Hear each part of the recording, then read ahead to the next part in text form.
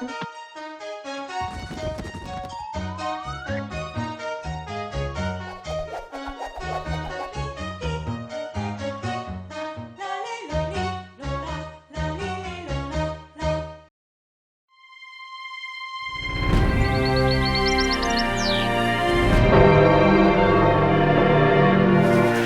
je suis venu m'intéresser à l'alchimie, je suis un peu comme Obélix. Je suis tombé dans le chaudron quand j'étais petit. Je me souviens d'avoir fait un exposé sur l'alchimie, je devais être en 4e. Et puis après, ça m'a quitté. Et moi, ce qui m'intéressait, c'est de savoir comment l'univers fonctionnait. Donc c'est pour ça que j'ai fait de la physique, d'abord. Donc j'ai vu le monde d'une manière, je dirais d'abord rationnelle. Et puis après, je l'ai vu d'une manière un peu plus romantique. Parce que je suis arrivé à des limites de matière. Aujourd'hui, je ne fais plus que de l'alchimie. Voilà, parce que je suis écrivain, je suis conférencier, j'amène des gens en visite dans des lieux pour leur décrypter les lieux, entendons bien le terme décrypter, sortir de la crypte. J'utilise beaucoup la langue des oiseaux, c'est ce que je suis en train de faire, c'est-à-dire la manière d'entendre les mots autrement. Je fais des films, enfin je participe à des films. J'ai fait la série de DVD Le Voyage alchimique de la Grande Place de Bruxelles à Saint-Jacques. J'ai fait des documentaires sur le Bugarach. J'ai des guides. J'ai fait un guide sur Chartres, cathédrale alchimique et maçonnique. Là, je viens d'en sortir un autre sur le Mont Saint-Michel pour expliquer aux gens comment se promener à l'intérieur et comment voir ce qui est un peu secret, un peu caché, comment vivre aussi les choses. Puis j'en ai d'autres prévus, Carnac, Bourges, enfin un certain nombre de choses. Et c'est un scoop que je vous donne là, je suis en train de faire une série pour la télévision. Voilà, une fiction, donc, où on va partir sur 3 saisons de 7 épisodes de 52 minutes. Et un enquêteur qui va être enquêteur malgré lui et qui va découvrir des choses étonnantes. La première scène, par exemple, imaginez, c'est mon héros qui est en train de lire un livre de Jules Verne dans son salon, comme ici. Et puis il y a de l'eau qui goutte sur son livre. Alors il regarde, il y a sa femme qui lui dit « il y a une fuite, qu'est-ce qui se passe ?» Alors il monte au-dessus, il tape, parce que c'est son voisin quand même. Puis ça répond pas, alors on appelle les pompiers, la police. Et il défonce la porte, et là on voit ici dans le salon son voisin qui est couché par terre avec des poissons autour, et il est noyé dans son salon. Voilà. Donc ça a commencé comme ça, et puis ça va déboucher sur un certain nombre de choses assez étonnantes. Voilà, j'ai un roman aussi sur lequel, 2 romans qui sont sous le coude, qui est La bibliothèque d'Alexandrie n'a pas été détruite, en vrai, et je sais où elle est. Et donc je vais vous expliquer à travers ce roman comment, pourquoi et qu'est-ce qui s'est passé. Donc voilà un peu ce que je fais. J'ai travaillé pour des universités, en anthropologie, en histoire de l'art, pour expliquer qu'est-ce qu'il y a sur les vitraux. Parce qu'il y a plein de symboles sur les vitraux. Alors on comprend facilement les symboles religieux, mais les symboles un peu ésotériques, un peu magiques, les compagnons, ce qu'ils ont mis dedans, et même la nature du vitrail, le verre, comment le verre est fait. Je suis un alchimiste opératif, et j'en suis fier. C'est-à-dire que je mets la main à la pâte, je mets la main à la matière, et par exemple, on peut faire des vitraux en métal. C'est-à-dire qu'on peut prendre un métal et le rendre transparent. Alors évidemment, ça change tout. Parce que quand la lumière passe à travers de la silice, ce qui est du verre standard, elle n'est pas modifiée, elle n'est pas altérée, il ne se passe rien.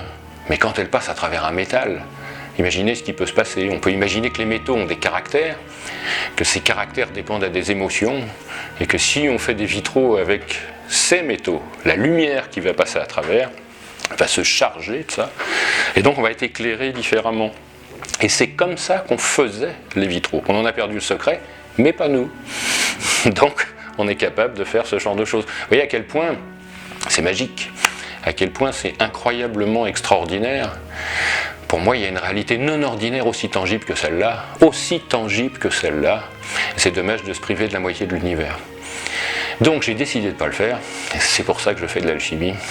Donc voilà qui je pense être, il y a sans doute des tas de choses que j'ignore, mais c'est pas grave. Alors on observe un phénomène particulier que tous les physiciens observent quand on travaille sur la matière. Pour savoir de quoi est fait par exemple un atome ou une molécule, on la fait exploser.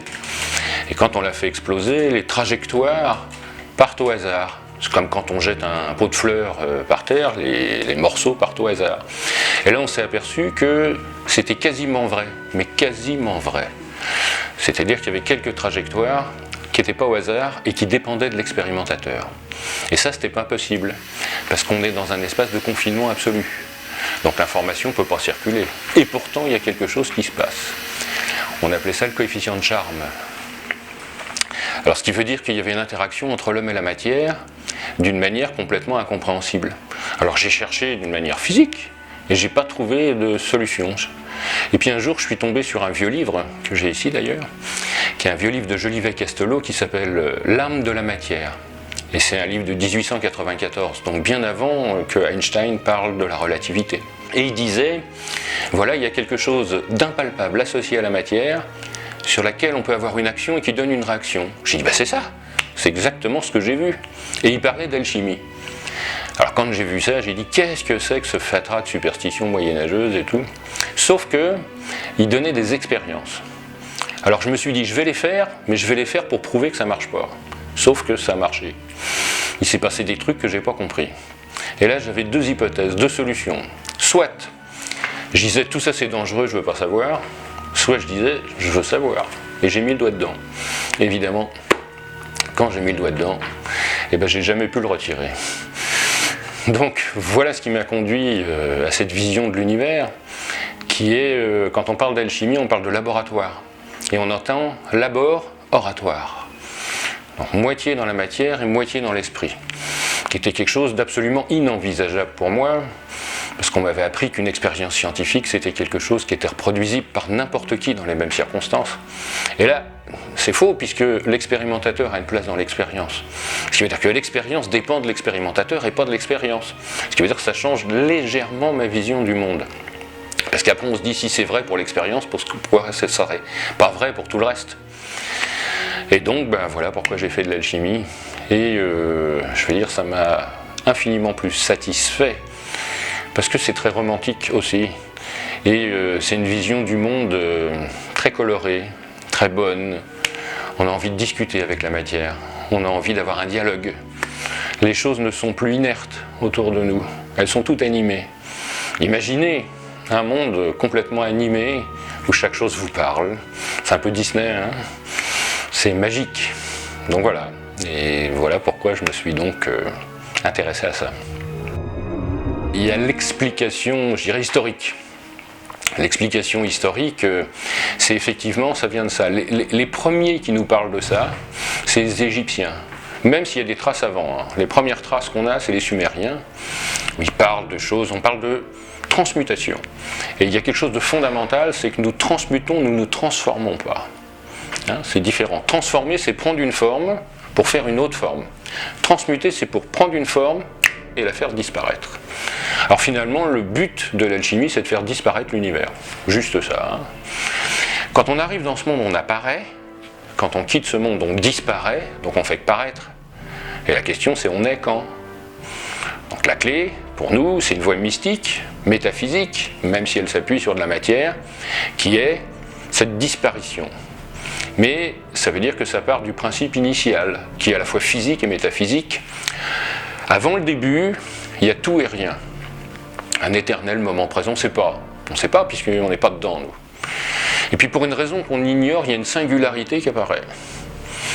C'est-à-dire un mouvement, une agitation. On peut dire que tout est immobile. D'ailleurs, pour le croyant, c'est la définition de Dieu. C'est celui qui est, mais à tous les temps. Il n'est pas au passé, il n'est pas au futur, il est au présent. Donc, et en plus, il ne bouge pas. Parce que Dieu est forcément immobile, parce que pour bouger, il faut au moins être deux. Le mouvement est relatif. Si on est un, pas de mouvement. Donc on a cette bulle qui apparaît, puisque le mouvement va créer une bulle. Et cette bulle fait que maintenant, il y a une différence entre le dedans et le dehors. Quand on nous dit dans les textes, il sépara la lumière des ténèbres, il y eut un début, il y eut une fin, on nous a menti. On aurait dû nous dire, il y eut un dedans, il y eut un dehors. Et une peau entre les deux. Donc l'idée de l'alchimiste, c'est de faire un trou dans la peau, dans la bulle, pour que maintenant ce qui est à l'extérieur s'appelle la lumière, ça ne peut plus s'appeler l'unité, puisqu'il y a un truc qui est différent. Donc il va faire un trou dans la bulle pour que la lumière qui est à l'extérieur rentre à l'intérieur, et quand il n'y aura plus de différence entre l'intérieur et l'extérieur, l'unité sera retrouvée. Voilà à quoi ça sert. Et c'est pour ça qu'on dit souvent à l'alchimiste, il cherche à faire de l'or, mais c'est une erreur, parce que l'or, on doit entendre le mot aor, qui est le mot hébreu qui veut dire lumière. Et c'est ça qu'on cherche. Donc, comment on va faire? La bulle, finalement, c'est notre univers. On peut imaginer qu'il y en a plein, plusieurs. Ce qui veut dire que vous pouvez constater déjà quelque chose, c'est qu'il y a plusieurs bulles, mais un seul océan. Que les bulles peuvent être séparées les unes des autres, mais l'océan jamais. Donc ça veut dire que l'océan, la lumière, sera toujours plus proche de 1 que les bulles qui, elles, sont fractionnées. Et c'est pour ça qu'on dit, dans les textes, il sépare la lumière au singulier des ténèbres au pluriel. Alors, ce qui veut dire que les bulles, c'est pas seulement l'univers, c'est aussi tout ce qui est autour de nous. Nous sommes une bulle. Et la peau, c'est notre ego. Et le but du jeu, ça va être de faire des trous dans l'ego, faire des trous dans la bulle. Et pour ça, on va utiliser un outil, on va utiliser un clou. Et le clou, c'est la pierre philosophale. La pierre philosophale, c'est jamais qu'un clou qui va faire des trous dans la bulle. Et c'est pour ça qu'on nous dit toujours persévérer, percez et vous verrez. Percevoir, perce pour voir. Et on rajoute, qu'est-ce que tu perçois? Qu'est-ce que tu perçois? Et bien celui qui perçoit, c'est celui qui se perçoit. On peut dire que plus on va faire de trous, plus la lumière va rentrer et sortir. Et ça va être très intéressant parce que justement, on va éclairer. Alors il y a un paradoxe, c'est que plus on éclaire, moins on voit la lampe. Vous voyez, imaginez.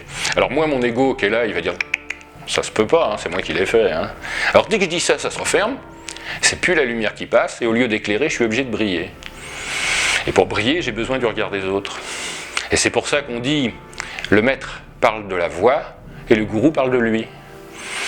Donc, ça, c'est l'essence même de l'alchimie. C'est ce qui m'intéresse le plus. Alors, d'un point de vue historique, j'y reviens.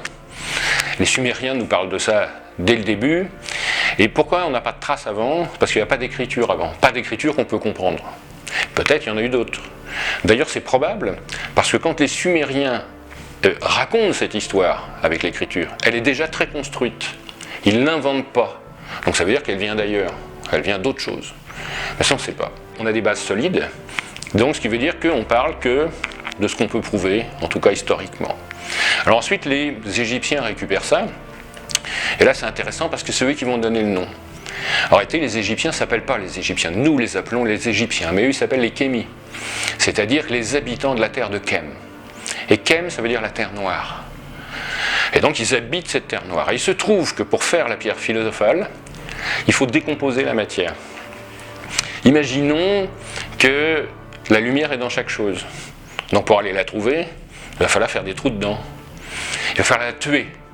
Évidemment, nous on va dire tuer la matière, c'est l'oxyre. Et nous on va dire oxyre, c'est oxyder. Et oxyder, c'est bien de faire des trous dans la matière, parce que quand vous avez un métal qui est dur, puis que vous l'avez oxydé, ben il est tout mou, parce qu'il y a des trous dedans. Évidemment, quand il y a des trous dedans, il est moins dense, et s'il est moins dense, il laisse passer la lumière. Vous voyez, on a à la fois une vision physique, et à la fois une vision métaphysique. Et le premier travail, justement, ça va être la décomposition de la matière, et donc on va appeler l'œuvre au noir, parce que quand on décompose une matière, elle devient noire. Et elle perd sa forme. Donc comme elle perd sa forme, on dit qu'elle est volatilisée. Alors que le symbole, un volatile noir, forcément, on a dit, c'est un corbeau. Et c'est pour ça que première œuvre, ça sera un corbeau. Et comme les Égyptiens sont au fait de cette connaissance et qu'ils travaillent sur cette connaissance, eh bien, ils travaillent sur la terre noire dans un temple secret et souterrain qui est le temple d'Hermopolis. Vous voyez, on a presque le mot Hermès déjà. Alors, ils travaillent dessus et bien plus tard, il y a les Grecs qui s'intéressent à ça. Et les Égyptiens leur disent, pas de problème, on vous donne ces secrets, mais il ne faut pas raconter à tout le monde. Et eux, évidemment, c'était les Japonais de l'époque, ils racontent à tout le monde. Alors les Égyptiens leur disent, puisque c'est comme ça, eh ben, on vous met à la porte et on ne vous raconte rien du tout. Alors, ils sont jamais allés dans le temple d'Hermopolis. Ils savent qu'il existe, ils savent qu'il y a des grands secrets dedans, mais ils n'ont jamais mis les pieds dedans. Alors ils en ont déduit qu'il y avait un dieu qui s'appelait Hermès. Et les Grecs inventent de toutes pièces le dieu Hermès, qui est le dieu de l'hermétisme, et donc des choses cachées. Et comme il y a 3 grands secrets, parce que tout ce qui est autour de nous, pour l'alchimiste, est réparti en 3 parties. Vous savez, quand on dit, tiens, c'est quoi ça? C'est la matière. Et vous entendez l'âme à tiers. Donc s'il y a un tiers d'âme, il y a 2 tiers d'autre chose. Et c'est pour ça qu'on fera toujours 3 passages. Et c'est pour ça qu'on trépasse aussi. Trépasser, c'est faire 3 passages. Donc comme ils disent, les Égyptiens ont 3 secrets, on va l'appeler Hermès le 3 fois grand, Hermès Trismégisme.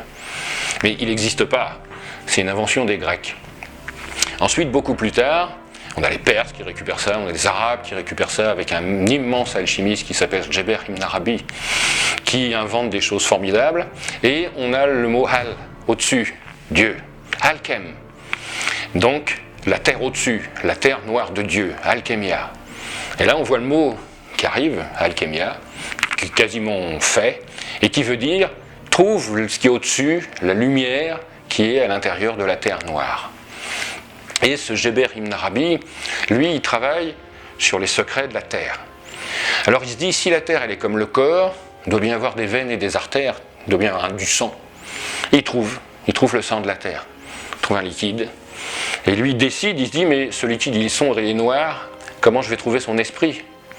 Donc il dit, je vais inventer une machine, et cette machine, je vais mettre dedans le sang de la terre, puis je vais chauffer, puis si je chauffe, il y a son essence qui va sortir. Et il vient d'inventer le Halambik, le distillateur de Dieu. Et grâce à ça, il fait des Hal-Elixir, les boissons des dieux.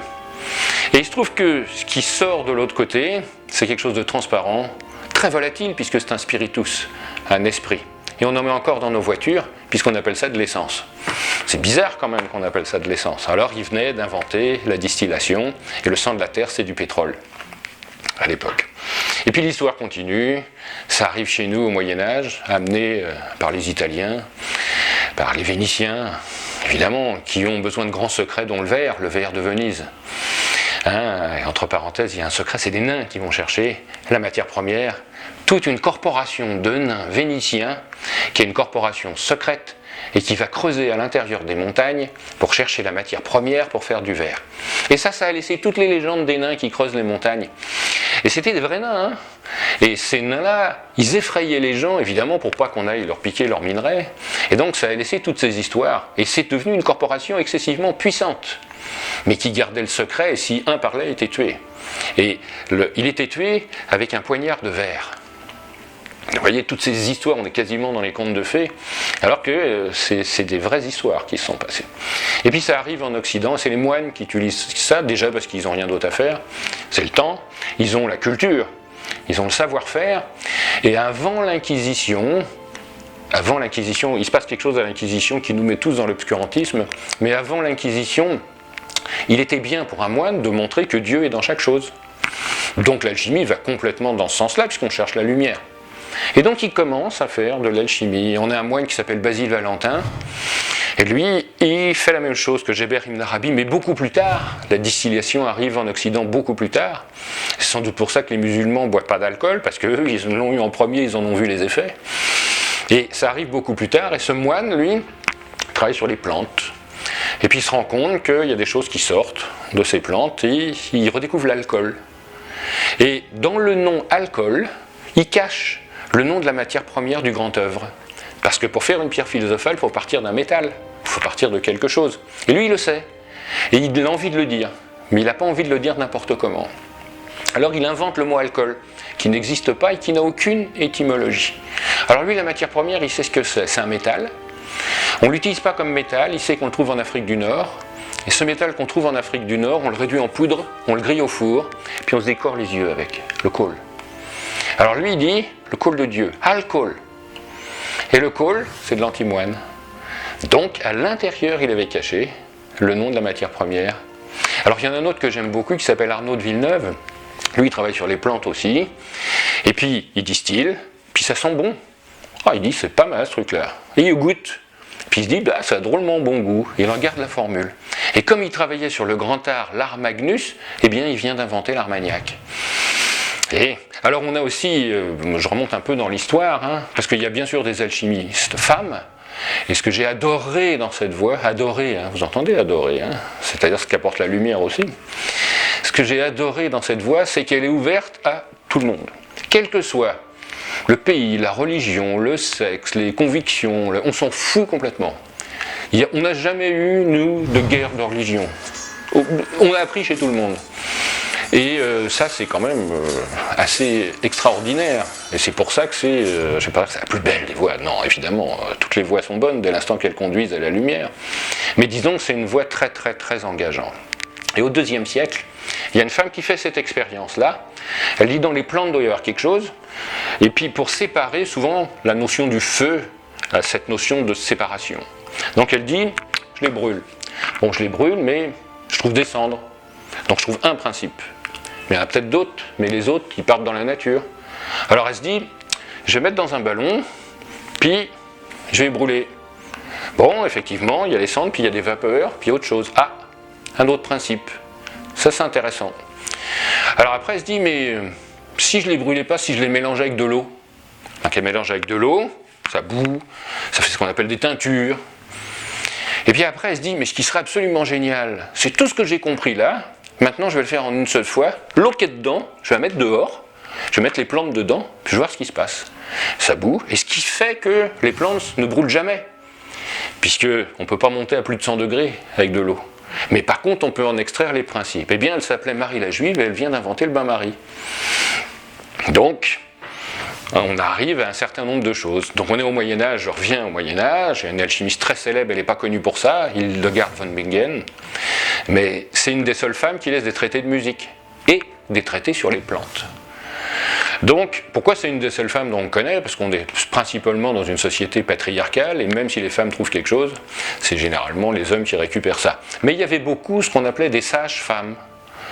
Et ces sages-femmes, c'est des femmes qui guérissaient avec les plantes. Alors dans les mauvaises périodes, on les considérait comme sorcières, et c'était le bûcher, mais on était bien content de les trouver quand on avait besoin. C'était surtout des femmes qui travaillaient avec les plantes.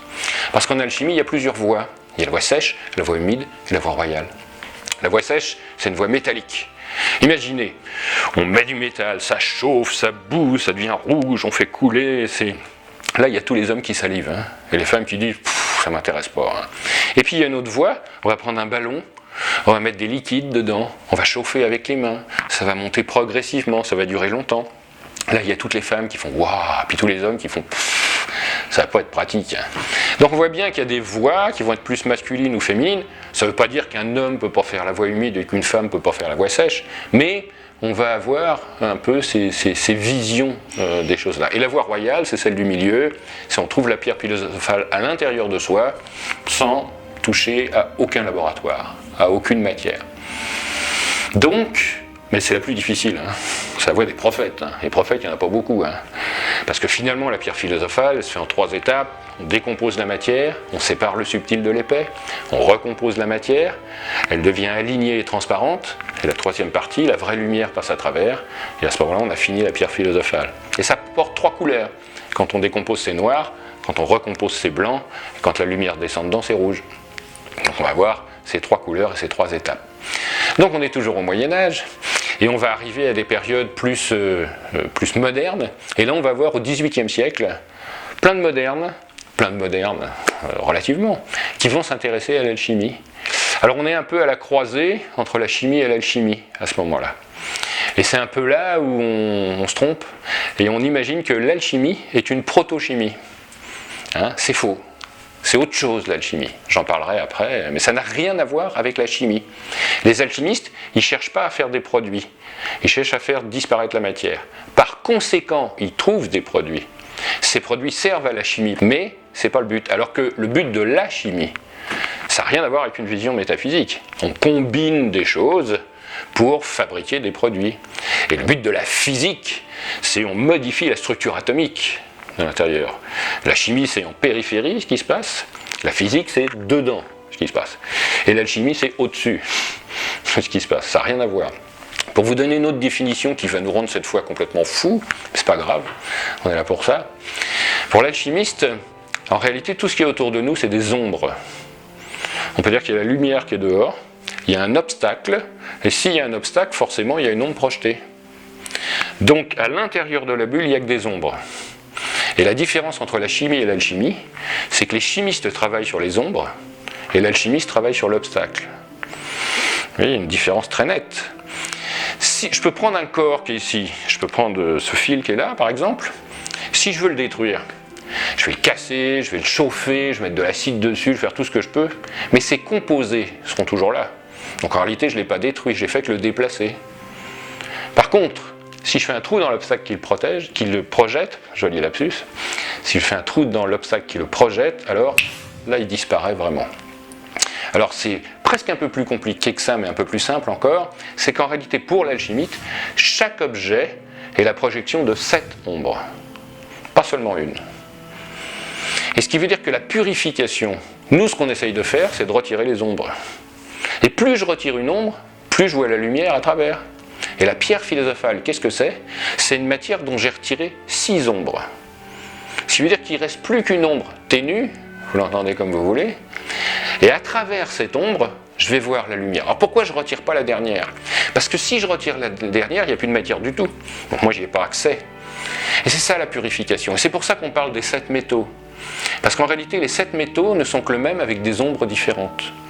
Si j'ai 7 ombres, c'est du plomb. Si je retire une ombre, ça devient de l'étain. Si je retire une autre ombre, ça devient du fer. Si je retire une autre ombre. Et s'il reste une seule ombre, ça devient de l'or. Et c'est pourquoi l'or est un métal précieux, parce qu'il est près des cieux. Et le but de l'alchimiste, c'est pas de transmuter cette fois le plomb en or, mais c'est de transmuter le plomb en lumière. Et ce qui veut dire que quand il aura son or, il va retirer une dernière ombre, et l'or va devenir cette fois lumière. Et là, il va se passer quelque chose, c'est que toute la bulle qui est ombre, dès l'instant que je vais faire un peu de lumière, et bien pour tout le monde, la bulle devient un peu plus petite. Et ce qui veut dire qu'à la fois en faisant de l'alchimie et en faisant disparaître la matière, on fait avancer tout le monde. Et c'est pourquoi aucun alchimiste ne fabriquera du plomb en or et le gardera en or. Parce que sinon ça fait le contraire. On a piégé de la lumière, et à ce moment-là, la bulle devient plus grande pour tout le monde. Donc on fait avancer le chaos. Donc c'est pas seulement, ça peut évidemment pas être mercantile, parce que les conséquences sont universelles.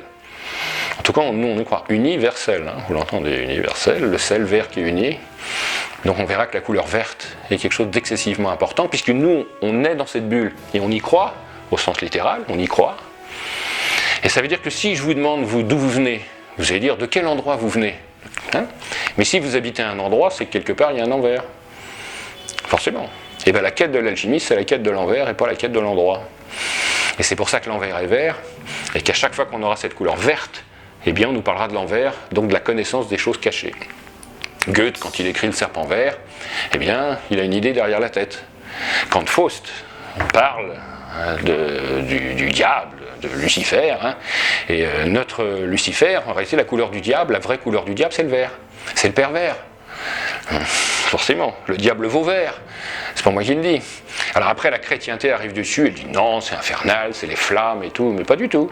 Sa vraie couleur, c'était le vert. D'ailleurs, il y a des corporations au théâtre, par exemple, on ne porte pas de vert. Ça porte malheur. Pourquoi? Parce que dès qu'on va avoir le vert, le pervers, lui, peut arriver. Alors là, on est au XVIIIe siècle et on voit tous ces modernes qui parlent de ça, qui fondent des sociétés secrètes, qui commencent à travailler là-dessus. Puis après, on arrive un peu à notre époque. Et là, on arrive avec quelque chose de fondamental. On est en 1912, 1913, et on découvre quelque chose de formidable, la radioactivité. Et la radioactivité, c'est vraiment la transmutation, ça. Puisque c'est des corps, la transmutation radiochimique, qui changent d'état en fonction de leur structure atomique. Ça veut dire qu'on se rend compte qu'il y a des corps qui perdent des électrons, et perdant leurs électrons, c'est plus le même élément. Si ça, c'est pas de la transmutation.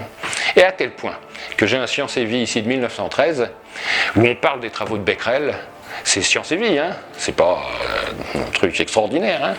Et on parle des travaux de Becquerel, et le titre de l'article, c'est « On a redécouvert le secret des alchimistes ». Et pendant 10 pages, il parle de transmutation. Et la gravure en tête d'article, c'est un laboratoire d'alchimistes. Donc, à cette époque-là, pour eux, c'est complètement évident que les alchimistes parlaient de transmutation radiochimique, qu'on a juste redécouvert, et que finalement, c'est pas si extraordinaire que ça, l'alchimie, ça existe. Et puis après, on arrive un peu plus tard, là, rationalisme et tout, non, tout ce qui ne peut pas être démontré, on faut bien entendre le terme, hein, j'aime beaucoup ça, on montre les choses et pour trouver comment ça marche, on les démontre. Donc ce qui veut dire que pour comprendre quelque chose, on doit passer au-delà des apparences, même dans notre expression.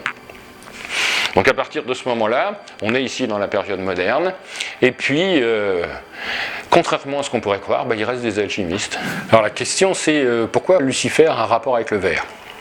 Il y a une vieille histoire, l'histoire de l'ange déchu. Vous savez, en réalité, il est pour rien, lui, il était près de la porte. On a l'Éternel qui dit à un ange qui est là, toi tu vas aller tenter les hommes. Ça c'est une première explication. C'est son métier, donc il sert à ça. Donc pour voir, c'est Dieu qui lui dit de faire ça, donc il est pour rien, donc il n'est pas méchant non plus. Mais tous les archanges, pour les reconnaître, ils ont un signe distinctif.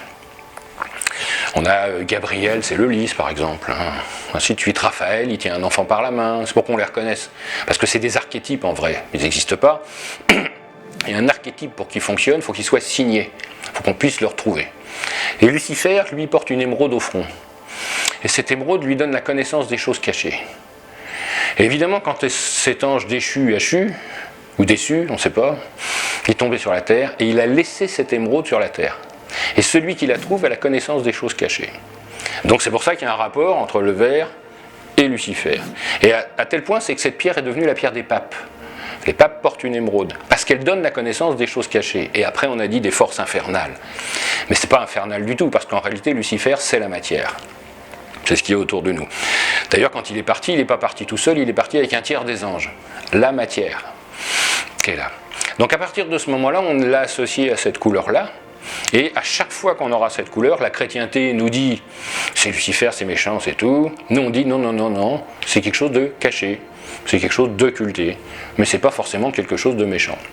Et à partir de ce moment-là, cette couleur, dans toute l'histoire, notre culture, je parle de la culture judéo-chrétienne, occidentale, cette couleur nous a donné cette clé à travers les ouvrages, à travers même la musique, à travers les vitraux, les dragons sont verts.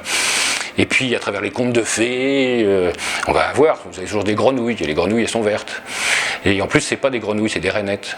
Vous voyez, donc c'est une rainette, c'est une petite reine. Donc c'est qu'il y a quelque chose. Alors c'est normal que la petite reine, quand on l'embrasse, il y a un prince charmant. Donc ça va nous donner des tas de clés qui sont intéressantes. Dans tous les contes de fées, je pense à Poséidon qui est vert aussi. Le dieu de la mer. Et ce dieu de la mer, il a un trident. Et le trident, c'est comme celui du diable. C'est bizarre, Le diable, il a un trident, Poséidon, il a un trident. Alors ce trident, en réalité, représente le feu. Parce qu'il vient d'une lettre hébraïque, le shin. Et donc, à chaque fois qu'on va le retrouver, ça va nous donner une clé. Pour les alchimistes, ça va être quelque chose de très intéressant. Parce que s'il y a un feu et que Poséidon il l'a, c'est qu'il y a un feu caché dans l'eau. Et dans l'eau verte. Donc dans l'eau verte, il y a quelque chose de rouge qui est caché. Alors c'est pas lui directement. Vous savez que Poséidon, il est sur un char, et que le char est traîné par des choses. Alors il est traîné par des tritons. Alors les tritons, vous l'entendez comme vous voulez. Est-ce que c'est triton, 3 couleurs, ou triton, 3 notes de musique? Et puis autour de lui, il y a ses filles. Et ses filles, il y en a 6. C'est normal parce que c'est sirène. Donc sirène, plus une, parce qu'on marche toujours par 7. Celle qui nous manque, c'est la rainette. Donc sirène et une rainette. Donc on va avoir évidemment ces histoires. Et ce feu, il est caché où? Vous allez voir encore avec le rapport avec cette couleur verte. Eh bien Poséidon, il a une fille. Et cette fille, c'est Vénus. Et Vénus, vous vous souvenez-vous du Botticelli? Elle sort des eaux dans une coquille Saint-Jacques. Donc ce qui veut dire que ce qu'on va aller chercher, on va le chercher à Saint-Jacques. On va chercher dans l'eau verte, à Saint-Jacques, Vénus. Mais Vénus, elle s'appelle Aphrodite. Et Aphrodite, c'est Aphros. Et Aphros, c'est l'écume. En grec. Donc on va chercher une écume dans l'eau verte à Saint-Jacques, voilà, c'est un mode d'emploi à travers la couleur. Donc on va retrouver toujours ça. Alors pour revenir à l'exemple que je donnais tout à l'heure, Lucifer, c'est l'ombre. Satan, c'est l'obstacle. Vous voyez la différence? Et c'est d'ailleurs ce qu'on reproche à Satan, c'est de se détourner du regard de l'Éternel. Évidemment, dès qu'il se détourne, il projette une ombre. Et c'est pour ça que la seule quête qu'on doit faire, c'est se retourner. Le chemin initiatique est court, il faut juste se retourner. C'est pour ça qu'on parle de retour aux sources. On en venait. Donc, on va juste avoir ce mouvement, et c'est pour ça que le profane marche et que l'initié démarche. La démarche étant le mouvement immobile. On n'a pas besoin de bouger, on a juste besoin de se retourner. Donc voilà le rapport avec la couleur verte, on pourra en parler pendant des siècles, parce que ce mot, c'est bien la vérité. Vous entendez la couleur dedans. Donc les vertus, on entend aussi la couleur. Et puis si je suis dans la bulle, soit je marche vers l'intérieur, et c'est verrou. Soit je marche vers l'extérieur, c'est ouvert. Donc on parle toujours de la même musique, et on parle de clés cette fois, qui sont très intéressantes.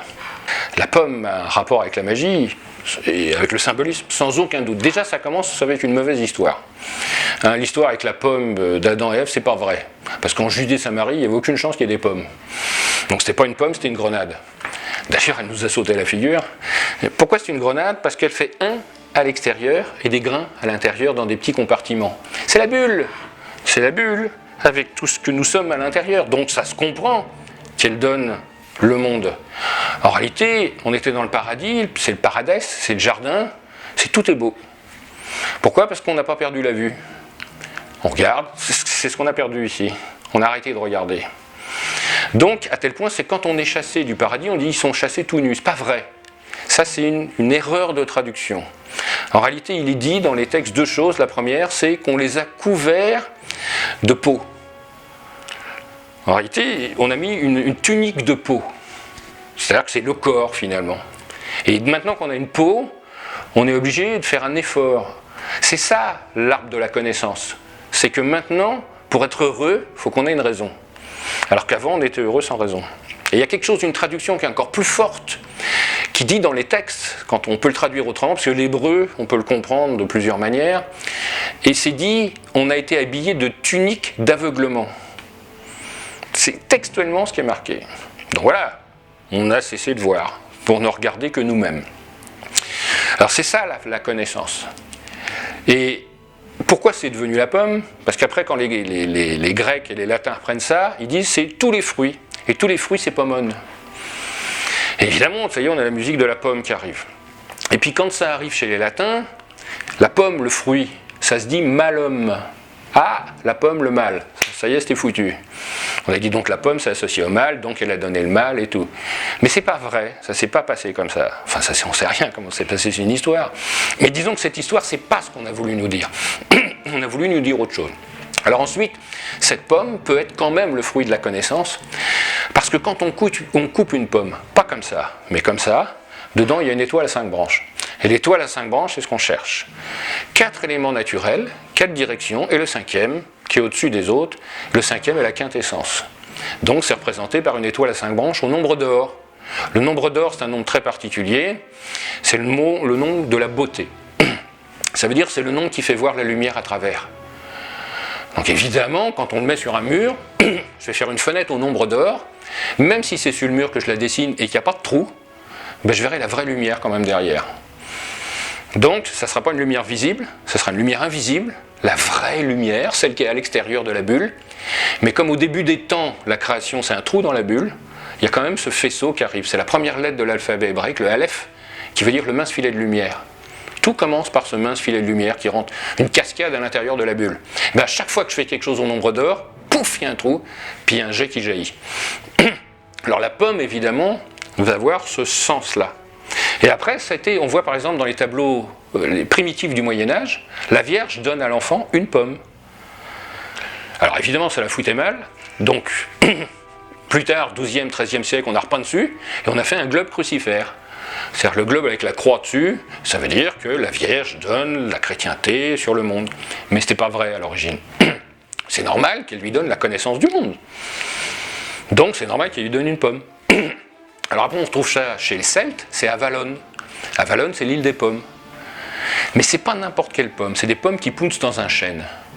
Alors des pommes qui poussent dans un chêne, alors où va-t-on? Là ça n'existe plus, c'est de la science-fiction. Et pourtant, quelque chose de très important dans la quête qu'on suit, c'est le mot Galles. Galles, ça veut dire pierre. Galway, le chemin des pierres. Galerie, faire des trous dans la pierre. Donc à chaque fois qu'on va voir cette racine, le Graal par exemple, on entend la musique Galles, ça veut dire la lumière dans la pierre. C'est pour ça que le pèlerinage commence en Gaule, vous entendez la musique, se termine en Galice, quand on fait Saint-Jacques-de-Compostelle, parce qu'on va chercher quelque chose là-bas. Il y a une clé supérieure aussi, c'est qu'on fait un chemin. Et pour faire un chemin, on lève le talon. Et quand on lève le talon, il y a un os. Et cet os, il s'appelle l'astragale. Astre égale. Ça veut dire l'étoile dans la pierre. Et on arrive où? Compostelle. qu'on pose telle-là. Donc ça veut dire qu'on part, avec le talon, on a déjà l'astre dans le pied, puis on va chercher la lumière qui est tombée à l'intérieur de la pierre. Donc la racine Gal va être très importante, et les Celtes travaillent tous avec une langue, la langue gaélique. Donc il y a les pays gaéliques, donc les pays de la pierre. Alors nous, évidemment, c'est Avalon, c'est Pomme dans les chênes, on regarde des chênes en Bretagne, en Haute ou Basse-Bretagne, et puis on s'aperçoit que certains chênes, il y a un parasite dessus. Vous savez, ça fait comme des vieilles pommes ridées, et on appelle ça la gale du chêne. Ah, voilà les pommes qui sont dans le chêne. Et dans cette gale du chêne, aujourd'hui il y a un produit qu'on appelle l'acide gallique. Et cet acide gallique, il a comme particularité d'ouvrir la matière. Ah ben voilà, ça y est, on a le secret. On va aller à Avalon pour trouver des pommes qui révèlent le secret de la matière. Et qui c'est qui fait ça? C'est un type qui est à la limite des deux. Il s'appelle Merlin. Alors s'il s'appelle Merlin, c'est forcément un enchanteur. Merlin, l'oiseau, hein, et donc il connaît la langue des oiseaux. Puis il arrive entre deux mondes, il habite au Finistère, là où la terre se finit. Et puis évidemment, lui, il fait le passage entre les morts et les vivants. Entre l'Orient, et où on est Occident. On est Occident, forcément. Donc l'Ouest, c'est l'endroit, Occident, où on est mort. C'est pour ça que quand on demande à un vieux breton comment tu vas, s'il va pas bien, il dit je rame vers l'ouest. D'ailleurs, ça a laissé dans la discussion commune, quand on dit à quelqu'un tu vas bien, il dit je suis à l'ouest. Mais qu'est-ce que ça veut dire être à l'ouest, hein? Ça veut dire que je suis au bord de la mort. Et alors lui, ce Merlin-là, il fait le passage entre l'Orient et l'Occident, mais pour ouvrir ces portes-là, il faut des clés. Mais les clés, on les a sur nous. Clavicule, petite clé. Et grâce à son marteau, son Merlin, ça s'appelle encore comme ça aujourd'hui, eh bien, il ouvre la porte d'Orient, la porte d'Occident, et il effronte. Et évidemment, c'est l'adoubement des chevaliers, et c'est pour ça qu'on a toute l'histoire des chevaliers de la table ronde, avec Merlin, du passage de l'Orient et l'Occident, et la quête de la pomme. Alors cette pomme, on va la retrouver bien sûr dans Blanche-Neige. Blanche-Neige déjà, elle s'appelle Blanche-Neige. Donc ça veut dire qu'elle est pure celle-là. Et comment elle naît? Il y a sa mère qui est devant une fenêtre d'ébène, dehors il neige, puis elle se pique le doigt. Puis elle dit j'aimerais bien avoir une fille qui a la peau blanche comme la neige, les lèvres rouges comme le sang, et les cheveux noirs comme l'ébène, noir, blanc, rouge. Ça doit bien nous raconter un truc. Hein. Et tout va tourner autour de l'histoire de la pomme. Cette pomme blanche et rouge, soufre et mercure, mortelle ou immortelle. Parce que quand elle croque la pomme, elle tombe comme morte. C'est-à-dire qu'elle n'est pas vraiment morte, c'est une mort apparente. Ce qu'on doit comprendre, mort des apparences. Ce qui veut dire que si tu es capable de tuer les apparences, tu vas voir la lumière qui est derrière. Voilà encore la pomme qui arrive ici. Bon, je parlais du jardin des Hespérides avec la pomme, je parlais des pommes d'or.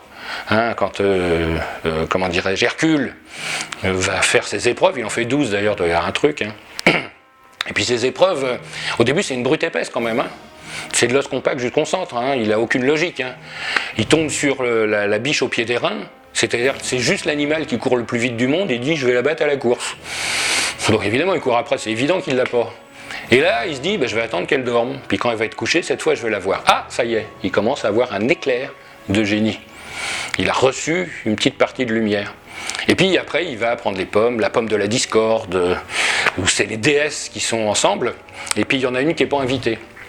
Alors comme elle n'est pas invitée, elle met une pomme en or en disant « je l'offre à la plus belle ». Puis elle jette au milieu de l'assemblée des déesses. Alors évidemment, c'est un peu la guerre. Donc cette pomme va avoir toujours, dans un bon sens ou dans un mauvais sens, un acte magique très puissant.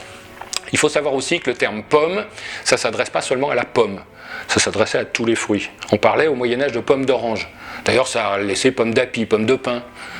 Hein, c'est vraiment, on doit comprendre quand on dit pomme dans un point de vue symbolique, tous les fruits, puisque ça vient directement de Pomone, qui est la muse de tous les fruits. C'est des principes simples, forcément simples. On cherche l'unité, l'unité 1, c'est 1 et 1 c'est simple. D'ailleurs, quand on travaille avec des plantes, on appelle ça des simples. On appelle pas ça des compliqués. Nous sommes compliqués. C'est pour ça que les voies sont difficiles, entre parenthèses. Les voies sont très faciles. Nous sommes compliqués. Donc, au lieu de faire un chemin, on disait ça avec les jésuites, c'est un jésuite qui demande son chemin. Et puis, il y a un paysan qui dit, vous ne trouverez pas, c'est tout droit. Donc, nous, on est comme ça un peu. Alors, quand c'est simple, c'est le syndrome de la mouche. Vous savez, la mouche qui se tape sur le carreau, puis la fenêtre est ouverte à côté, Puis on la regarde, puis on dit cette pauvre bête quand même. Alors on décide de devenir le dieu des mouches, et puis on prend la mouche, puis on l'amène à l'endroit où c'est ouvert. Puis qu'est-ce qu'elle fait? Elle vient se taper sur le carreau. Heureusement, nous on fait jamais ça. Bien sûr, on fait ça tout le temps. Donc l'idée, ça va être comment percevoir l'univers. Percevoir encore cette chose-là. Alors les principes de l'alchimie, philosophiques, si on les appliquait dans notre vie, on serait tous heureux. Bon, déjà, ce serait pas mal. Mais on n'a pas forcément envie, parce qu'on est enfermé dans notre ego. Après, il y a des principes mécaniques. C'est-à-dire, l'alchimie permet de fabriquer des produits. Et ces produits peuvent être curatifs, par exemple. Ça peut être une hygiène de vie, ça peut être une manière de vivre. Par exemple, là j'ai parlé d'alchimie métallique, mais on peut parler d'alchimie végétale. Et il y a toujours les trois principes. Je ne les ai pas décrits, mais je vais en profiter pour le faire. Il y a ce qu'on appelle le sel, le soufre et le mercure. Si je prends une plante, que je la calcine, que je la brûle, il restera toujours des cendres. Et dans les cendres, il restera toujours des sels. Ça, c'est ce qu'on appelle le sel. Justement, le sel, c'est le principe de base. C'est la structure. Si je prends la même plante et que j'évapore avec de l'huile, par exemple, ou avec de l'eau, il y a une huile qui va se mettre à la surface. C'est les huiles essentielles. C'est le principe actif. Le soufre, c'est l'énergie masculine. C'est une énergie qui va de l'intérieur vers l'extérieur, qui jaillit. Et donc, c'est le principe actif de la plante, ça sera les huiles essentielles qui sont, quand elles sont bonnes, rouges. Ça, c'est le principe rouge. Et le dernier principe, c'est l'esprit de la plante, la partie la plus volatile, celle qui contient le message. Et ça, quand je vais prendre la même plante, je vais la distiller, je vais avoir de l'alcool. L'alcool de la plante, ça va faire un mercure. Alors, vous voyez, le sel, c'est les cendres, le sel. Le soufre, c'est les huiles essentielles. Et le mercure, c'est l'alcool. Ben voilà, à partir de ça, je peux faire des principes curatifs. La première chose qu'on va faire, le mercure, j'ai oublié de vous dire, c'est l'énergie féminine, celle qui va de l'extérieur vers l'intérieur. Donc, pour faire un bon produit, je peux utiliser un des trois principes déjà. Ça dépend si je veux travailler sur le corps, ça sera le sel. Si je veux travailler sur ce qui circule dans le corps, ça sera le soufre. Ou si je veux travailler sur l'esprit, le message, ça sera le mercure. Donc je peux choisir de travailler avec une partie, mais je peux choisir aussi de faire des mélanges. Donc par exemple, je sais pas, je vais soigner quelqu'un avec du millepertuis. C'est interdit aujourd'hui, hein, mais il y en a dans les champs, donc on ne va pas dire. Pourquoi? Parce que ça rentre en concurrence avec le Prozac. C'est un antidépresseur puissant. Alors évidemment, quand vous pouvez faire ça vous-même et que ça ne coûte rien, les laboratoires, ça leur fait pas plaisir. Donc eux, ils se disent, on va l'interdire, comme ça ils vont être obligés de prendre du Prozac. Donc ce que je vais faire, je vais prendre millepertuis, écoutez, millepertuis, celui qui est percé 1000 fois. Donc c'est des feuilles avec plein de trous. Et donc je vais prendre les fleurs de ce millepertuis-là, et puis je vais les mettre dans l'huile par exemple, puis je vais mettre au soleil, puis ça va devenir rouge. Ça y est, c'est le soufre de la plante que je viens d'extraire, et cette huile rouge va me permettre de traiter les dépressions. Je prendrai quelques gouttes, c'est interdit tout ce que je vous dis, hein, faut pas le faire, hein. Mais bon, sinon je vais aller en prison. Hein. Mais je prendrai juste ces gouttes-là en laissant 14 jours au soleil. En réalité, on s'en fout, on dit 14 jours, c'est plus symbolique, mais ça va monter au rouge, hein, un rouge puissant. Et donc, je vais récupérer ça, et quand je vais récupérer ça, ça va déjà être un principe actif. Alors après, pour multiplier ce principe, je vais le mélanger avec l'esprit. Parce que comme ça ira plus vite dans mon corps, puisque ça va être conduit par le messager. Donc le messager, c'est de l'alcool. Alors j'ai deux possibilités. Si je suis un bon alchimiste, je fais de l'alcool avec cette plante-là. Donc j'aurai l'alcool de cette plante. Mais cet alcool que j'ai tiré de la plante, il n'est pas pur. Il y a quelque chose dedans. Et ça, Basile Valentin nous l'explique. Donc on va prendre cet alcool et on va le distiller plusieurs fois. Et au bout d'un moment de distillation, il va se passer quelque chose. Il y a une huile verte et nauséabonde qui va sortir de cet alcool. Et les anciens appelaient ça l'huile de mort. Alors évidemment, quand j'ai retiré l'huile de mort, il reste l'eau de vie. Et c'est seulement dans ce cas-là que l'alcool devient de l'eau de vie. Et on dit qu'il devient philosophique. C'est-à-dire que maintenant, l'esprit peut descendre dedans. Alors qu'est-ce que je vais faire? Je vais prendre mon alcool et je vais prendre mon huile et je vais les mélanger à volume égal. Finalement, c'est l'homme et la femme que j'associe. On appelle ça les noces chimiques. Symboliquement, on voit ça, c'est un homme et une femme qui se tiennent par le cou, mais qui se battent. C'est-à-dire, je veux pas, je veux pas, mais un jour, je voudrais bien quand même. Parce que ça va prendre du temps. Et ça va prendre une température particulière, qui est 40 degrés Celsius. Parce que pour que la noce chimique se fasse, pour qu'ils s'épousent, il faut qu'ils soient confortables. Et donc, on voit aussi toutes les histoires des contes de fées, le roi et la reine, l'enfant qui va naître, hein, ce genre de choses. Et à un moment, il va se passer quelque chose. L'alcool va surnager sur l'huile, donc ça va être rouge et blanc. un peu comme la pomme de Blanche-Neige. D'ailleurs, c'est de ce dont on nous parle. Et le rouge qui est en bas va passer au-dessus. Et l'alcool va se teinter, et on va appeler ça une teinture. Et quand on va prendre ce produit, il est 1 puissance de 10 plus fort que l'huile essentielle. Donc vous voyez, la posologie va évidemment chuter, mais ça veut dire que je fais beaucoup plus de produits avec beaucoup moins de matière. Mais il manque un corps, il manque le sel. Donc si j'associe maintenant le sel à ça, j'ai pris ma teinture et je rajoute le sel de la plante dedans à dilution, j'augmente d'une puissance de 10. Donc vous voyez que je finis par avoir un produit excessivement actif avec presque plus de matière première. Donc à la fois c'est rentable, c'est intelligent, c'est pas toxique et ça peut faire beaucoup de choses. Donc voilà des principes alchimiques. Alors aujourd'hui il y a plein de gens qui vendent des produits alchimiques, mais c'est assez peu probable parce que voyez le temps que ça prend. Il va falloir extraire le principe de la plante, il va falloir fabriquer l'alcool, il va falloir faire la teinture, et la teinture elle va se faire en quelques mois, 2-3 mois, ça ne se fait pas comme ça. Donc ça veut dire que les produits alchimiques vrais, faits selon l'art, seraient tellement chers qu'on ne peut que les donner.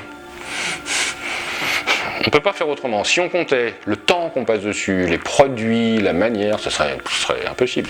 Donc, bah voilà. Donc c'est pour ça que donc voilà quelques applications. D'autres applications très techniques. Le métal, par exemple, passe de l'état solide, ensuite à l'état liquide, et ensuite à l'état gazeux, quand je chauffe. Mais imaginez, c'est une plateforme pétrolière, il y a des robinets, il y a le feu. S'il y a le feu, il faut que les robinets, tout de suite, ils se ferment. Ils n'ont pas le temps de fondre, parce que s'ils fondent, ils goûtent.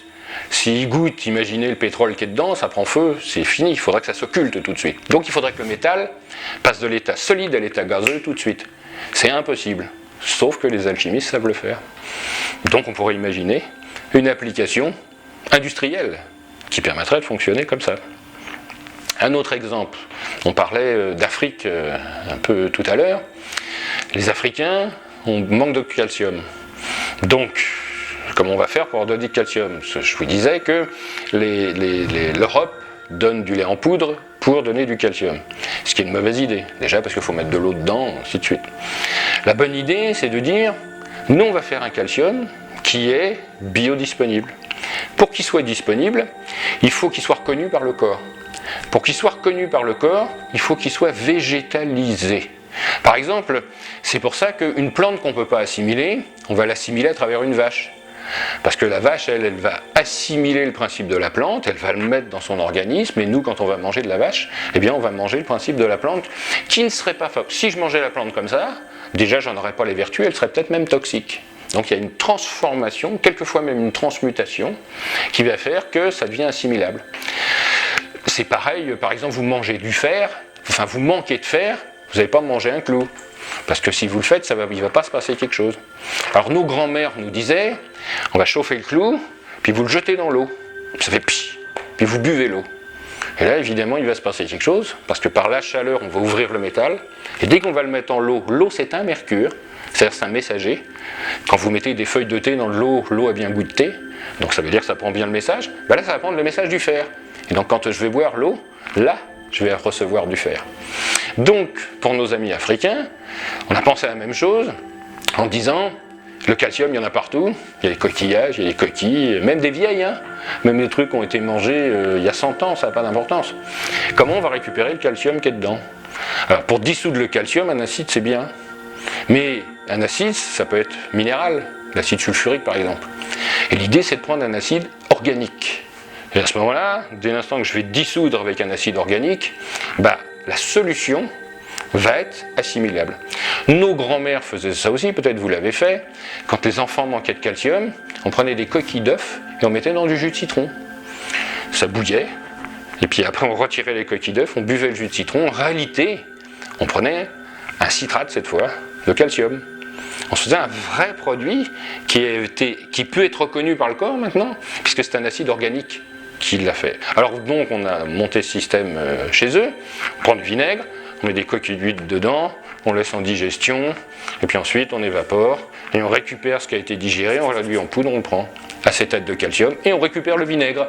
Et on recommence. Ce qui veut dire qu'en gros, évaporation, le soleil, le vinaigre, c'est le même, il y a juste les coquilles qui changent. Donc ça coûte rien. Donc voilà, c'est humaniste, ça c'est des principes alchimiques qui sont appliqués et applicables dans la vie de tous les jours. Imaginez faire un traitement qui ne coûte rien, ça se peut pas. On peut fabriquer un traitement qui vaut rien, mais on va le vendre. C'est pas la même chose. Mais on est aujourd'hui dans une civilisation où on soigne, pas une civilisation où on guérit. On n'a pas besoin de guérir les gens. Des gens qui sont guéris, c'est pas des clients potentiels. Par contre, des gens qu'on soigne, alors là, c'est bien. Et puis encore, plus ça dure longtemps, mieux c'est. Parce que ça ne veut pas dire que tous les laboratoires, c'est des gens qui sont méchants. Ça ne veut pas dire que c'est vrai qu'ils ont une logique qui n'est pas une autre logique, une logique commerciale. Les gens ils font de l'argent. Il est complètement logique et normal pour les gens qui font ça de faire des produits qu'ils vendent. C'est comme un boucher, il donne sa viande, un boulanger, il fait son pain, il le vend. Donc, dans la logique, ça se comprend. Ça ne veut pas dire que c'est une logique humaniste, ça ne veut pas dire que ça sert l'humanité. Mais je suis sûr qu'il y a des gens qui sont très contents, qui travaillent dans un laboratoire, en disant nous on aide les gens quand même, et puis on gagne de l'argent. Alors c'est sûr qu'il y a des requins, mais il y en a partout, hein. Même dans les côtés New Age, même dans les côtés, il y a des gens qui font de l'argent aussi avec rien. Hein. Et ça ne veut pas dire que c'est mieux. Donc c'est pas si simple finalement. On n'est pas dans un monde manichéen. On a cette vision nous. Hein. C'est un peu la vision des Américains où il y a les gentils puis il y a les méchants. Puis les gentils doivent avoir des têtes de gentils puis les méchants ils doivent avoir des têtes de méchants. Mais ça n'existe pas en vrai ça. Et c'est pour ça que les doctrines extrêmes orientales sont bien plus fines. C'est que le oui et le non n'existent pas. Parce que ça dépend des circonstances. On a tous été le meilleur et le pire pour quelqu'un. Tous. Donc on dit dans la langue des oiseaux le jugement. Donc il ne faut pas utiliser. Alors les principes alimentaires de l'alchimie, c'est ce que je disais, il n'y en a pas. Parce que c'est pas ce qui rentre qui est important, c'est la manière dont on va le traiter, finalement. Moi, si je deviens bio, je fais attention à ce que je mange, je fais attention à ce que je respire, je fais attention à ce que je porte, c'est formidable, mais je suis condamné à disparaître. Parce que ce monde, il ne va pas changer. Hein. Si je ne m'adapte pas à ce monde, je disparais. Hein. Quand on dit, regardez, les religieux vont dire ça, hein, ce monde est bien fait, regardez comme c'est merveilleux, ça prouve que Dieu est derrière tout, les oiseaux ils sont dans l'air, les poissons ils sont dans l'eau, c'est quand même bien fait. Ce qui est vrai en plus. Sauf que c'est les survivants. C'est-à-dire tous ceux pour qui le monde n'était pas bien fait, ben, ils sont morts. Donc évidemment, maintenant on trouve un monde où tout le monde est adapté. Mais pourquoi ? Parce que tous ceux qui n'étaient pas adaptés, ben, ils ont disparu. Donc à partir de ce moment-là, si on ne s'adapte pas au milieu, eh bien on va disparaître.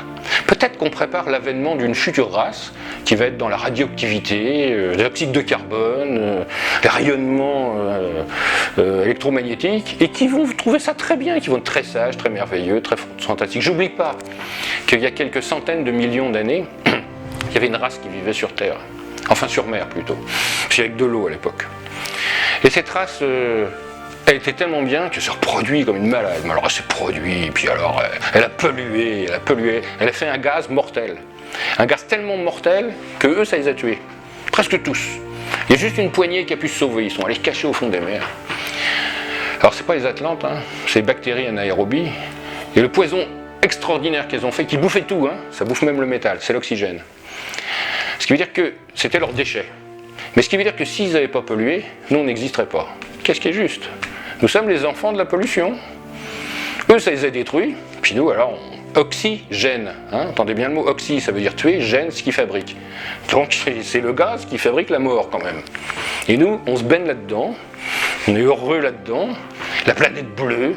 Nous, on a peur des extraterrestres. On dit ils vont tous venir ici parce que s'il y a une planète bleue, c'est merveilleux, c'est la plus belle de l'univers. En réalité, sur les cartes galactiques, c'est marqué surtout s'il y a une planète bleue, n'y allez pas. Il y a des fous là qui sont adaptés à un poison mortel. Donc si vous y allez, vous avez intérêt à vous protéger. Puis en plus, nous on n'est pas au centre de la galaxie. Hein. Vous voyez, on est dans une petite galaxie spirale là, puis on est au bout du bout, permettez-moi l'expression, on est dans le trou du cul du monde. Donc si vous voulez dire que s'il y a des extraterrestres qui viennent, ils viennent faire un safari par là. Hein. C'est sûr, c'est le seul truc qui les intéresse. Hein. Mais rien d'autre. Alors nous, comme on est très anthropocentrique, on imagine que tout l'univers n'a qu'un seul but, c'est soit de nous détruire, soit de nous aider. Mais globalement, ils s'en foutent complètement. Hein. On est un grain de sable au milieu de nulle part. Hein. On posait la question à Stephen Hawking, qui est un physicien merveilleux, et on lui disait, vous pensez qu'il y a de la vie dans l'univers ? Alors il dit, il y a deux hypothèses. Il dit, soit il y a de la vie partout, soit il y a de la vie nulle part, et on est tout seul. Et ces deux hypothèses m'emplissent également de terreur. Et puis on disait aussi, et si les extraterrestres viennent? Je dis, si les extraterrestres viennent, ça veut dire que s'ils arrivent chez nous, d'où ils sont venus, c'est qu'ils ont une technologie qui est beaucoup plus importante que la nôtre. Ça fera un peu comme les Espagnols quand ils sont arrivés, voir les Indiens. Et ça ne s'est pas très bien passé pour les Indiens. Donc, peut-être qu'on a intérêt à rester caché aussi, à l'intérieur. Donc, vous voyez que cette vision de l'humanité est assez relative, finalement, à l'intérieur des choses. Alors, ces principes de s'adapter à l'univers fait que finalement, si je suis bien adapté et que je suis bien partout, je peux manger n'importe quoi. Hein. Un exemple. Je vais vous donner un excellent produit et vous le mangez à contre-cœur. Il vous rend malade. Pourtant, le produit est très bon. Alors, c'est quoi qui vous rend malade? Si ça marche dans ce sens-là, pourquoi ça ne marcherait pas dans l'autre sens? Si je prends un mauvais produit, le nombre de trucs affreux qu'on a mangés sans même savoir que c'était mauvais et qu'on est passé à travers sans s'en rendre compte. Alors, l'adepte, par contre, c'est-à-dire l'alchimiste qui arrive au bout, lui, c'est pas un problème. Parce qu'il va tout transmuter. N'importe quoi. Donc la question ne se posera pas.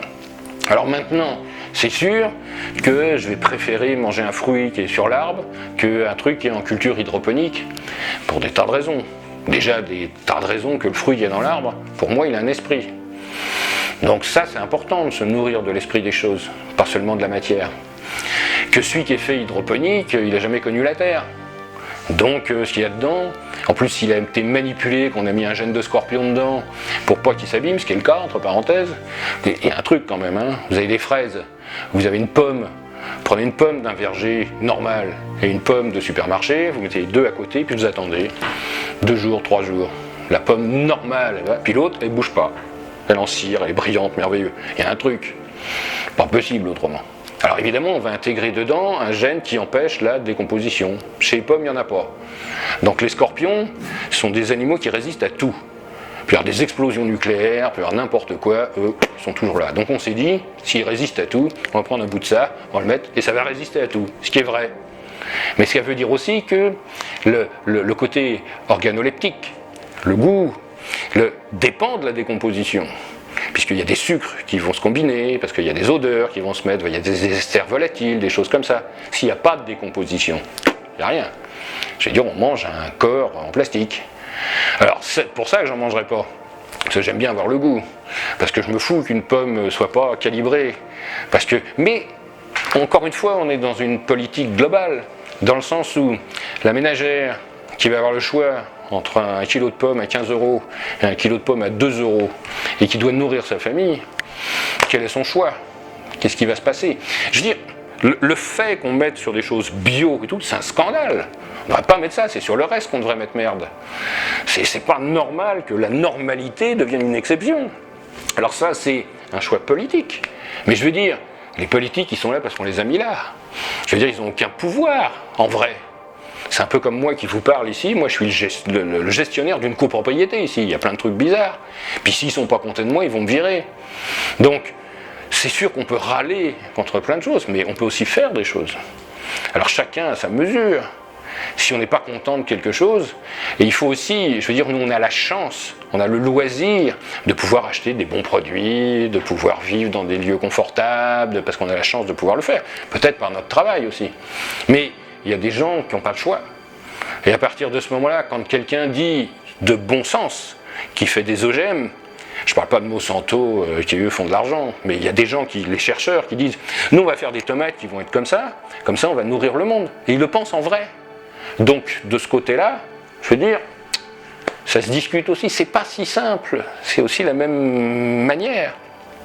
Alors, moi je pense que la bonne nourriture, c'est celle qui vous rend heureux, déjà. Et bien manger, c'est avant tout être bien heureux. Je veux dire, si on est bien dans sa tête, si on est bien avec les autres, c'est convivial. Je veux dire, nous en plus français, je veux dire, tout se fait à table. On va dans d'autres pays, on mange, et puis on va faire autre chose. Mais nous, ça fait partie de notre culture. Donc, cette culture de la table, du beau, du bon, du bien fait, bah allons-y, c'est à nous d'en parler, c'est à nous de donner envie aux gens. Pour l'artisanat, c'est la même chose. Si on va acheter, je sais pas, un couteau qui est fait au Pakistan, on va dire, ah c'est affreux, ces trucs, déjà ça leur donne du boulot, tant mieux pour eux. On va payer ça 10 €, ça va être cassé au bout de mais on l'a acheté quand même parce que c'était pas cher. Puis à l'autre côté, il y a un artisan qui va faire un truc, une lame qu'il a forgée lui-même, un truc qui va vous vendre 550 €, et vous allez dire non, il y a une trop grande différence, sauf si l'artisan il explique. Il dit voilà, c'est pas un objet que vous achetez, c'est une histoire. Et cet objet-là, non seulement il va fonctionner, non seulement vous allez être fier, vous allez le garder toute votre vie, puis vous allez le transmettre. Ben, si on est capable d'expliquer ça, les gens achètent, forcément. Et l'artisan, il vit, forcément. Pour moi, la nourriture, c'est la même chose. Les bons restaurants qu'on aime bien, c'est quand on voit la cuisine, par exemple. On les voit faire. Puis quand le chef vient vous expliquer ce qu'il a fait. Déjà, ça va passer. C'est déjà bon. Puis si c'est beau en plus, alors là, c'est le summum du bonheur. Je veux dire, alors après on truque, c'est-à-dire quand on voit McDo qui fait des pubs, on voit ça a l'air vachement bon, hein, on voit il y a des couleurs, il y a des trucs, c'est merveilleux, puis on nous dit c'est de la bonne viande, c'est du bon pain, vous voyez, on joue sur ce truc-là. Là, c'est pas vrai par contre. Là, c'est du marketing. Mais on devrait pouvoir comprendre qu'on peut faire en vrai, au même coût, et que les gens seront heureux pareil. Et est-ce vraiment nécessaire de mettre de la farine de poisson dans du pain, par exemple ? Alors que c'est de la farine, de l'eau, c'est vraiment nécessaire. Donc il y a une logique. Je pense que les voies, comme les voies, c'est une voie initiatique, doit aussi apprendre. On a un devoir d'éducation. C'est pas tout de mettre sur le marché des bons produits. On doit expliquer aux gens comment ils sont faits, comment vous allez les manger. C'est du début à la fin. Manger quelque chose, c'est important, c'est ce qui rentre à l'intérieur du corps. Donc c'est qu'est-ce qui rentre, d'où ça vient, comment c'est fait, qu'est-ce que ça va vous faire. Moi je vous raconte une histoire quand je vous vends un produit. On voit hein, quand on a dans un verger le type qui a fait lui-même ses trucs, comment il parle de ses produits. Rien quand il en parle, on prend 2 kilos déjà. On n'a rien mangé, mais on salive déjà. Donc il s'est passé quelque chose. Il faut que ça soit vrai. Il faut que le décor colle au produit. Et là, ça marche.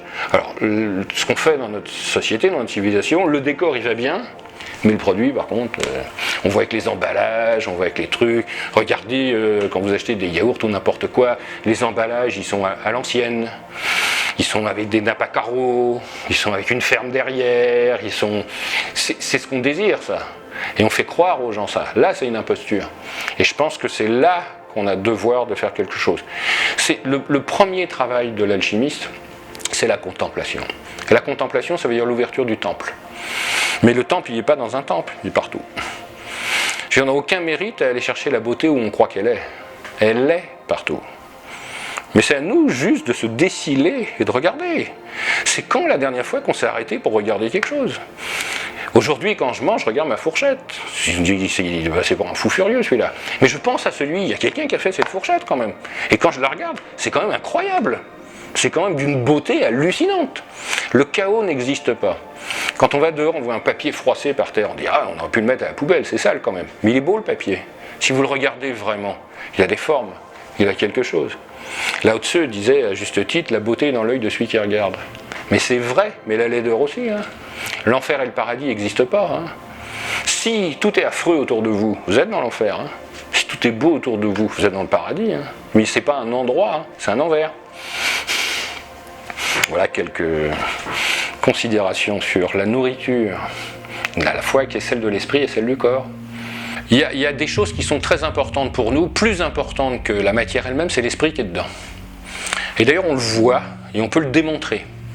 L'esprit, il vient, il est partout. Nous, on appelle ça la lumière.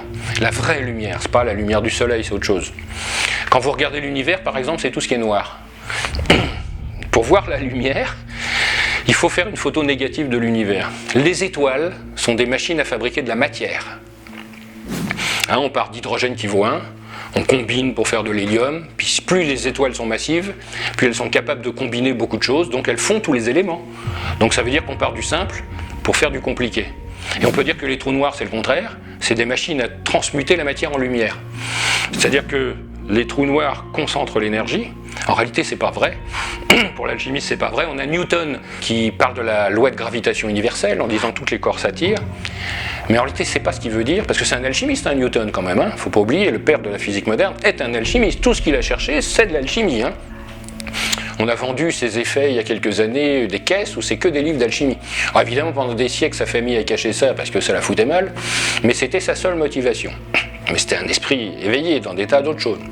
Et donc, il dit pas tous les corps s'attirent, mais il dit en réalité tous les corps sont repoussés au même endroit par quelque chose.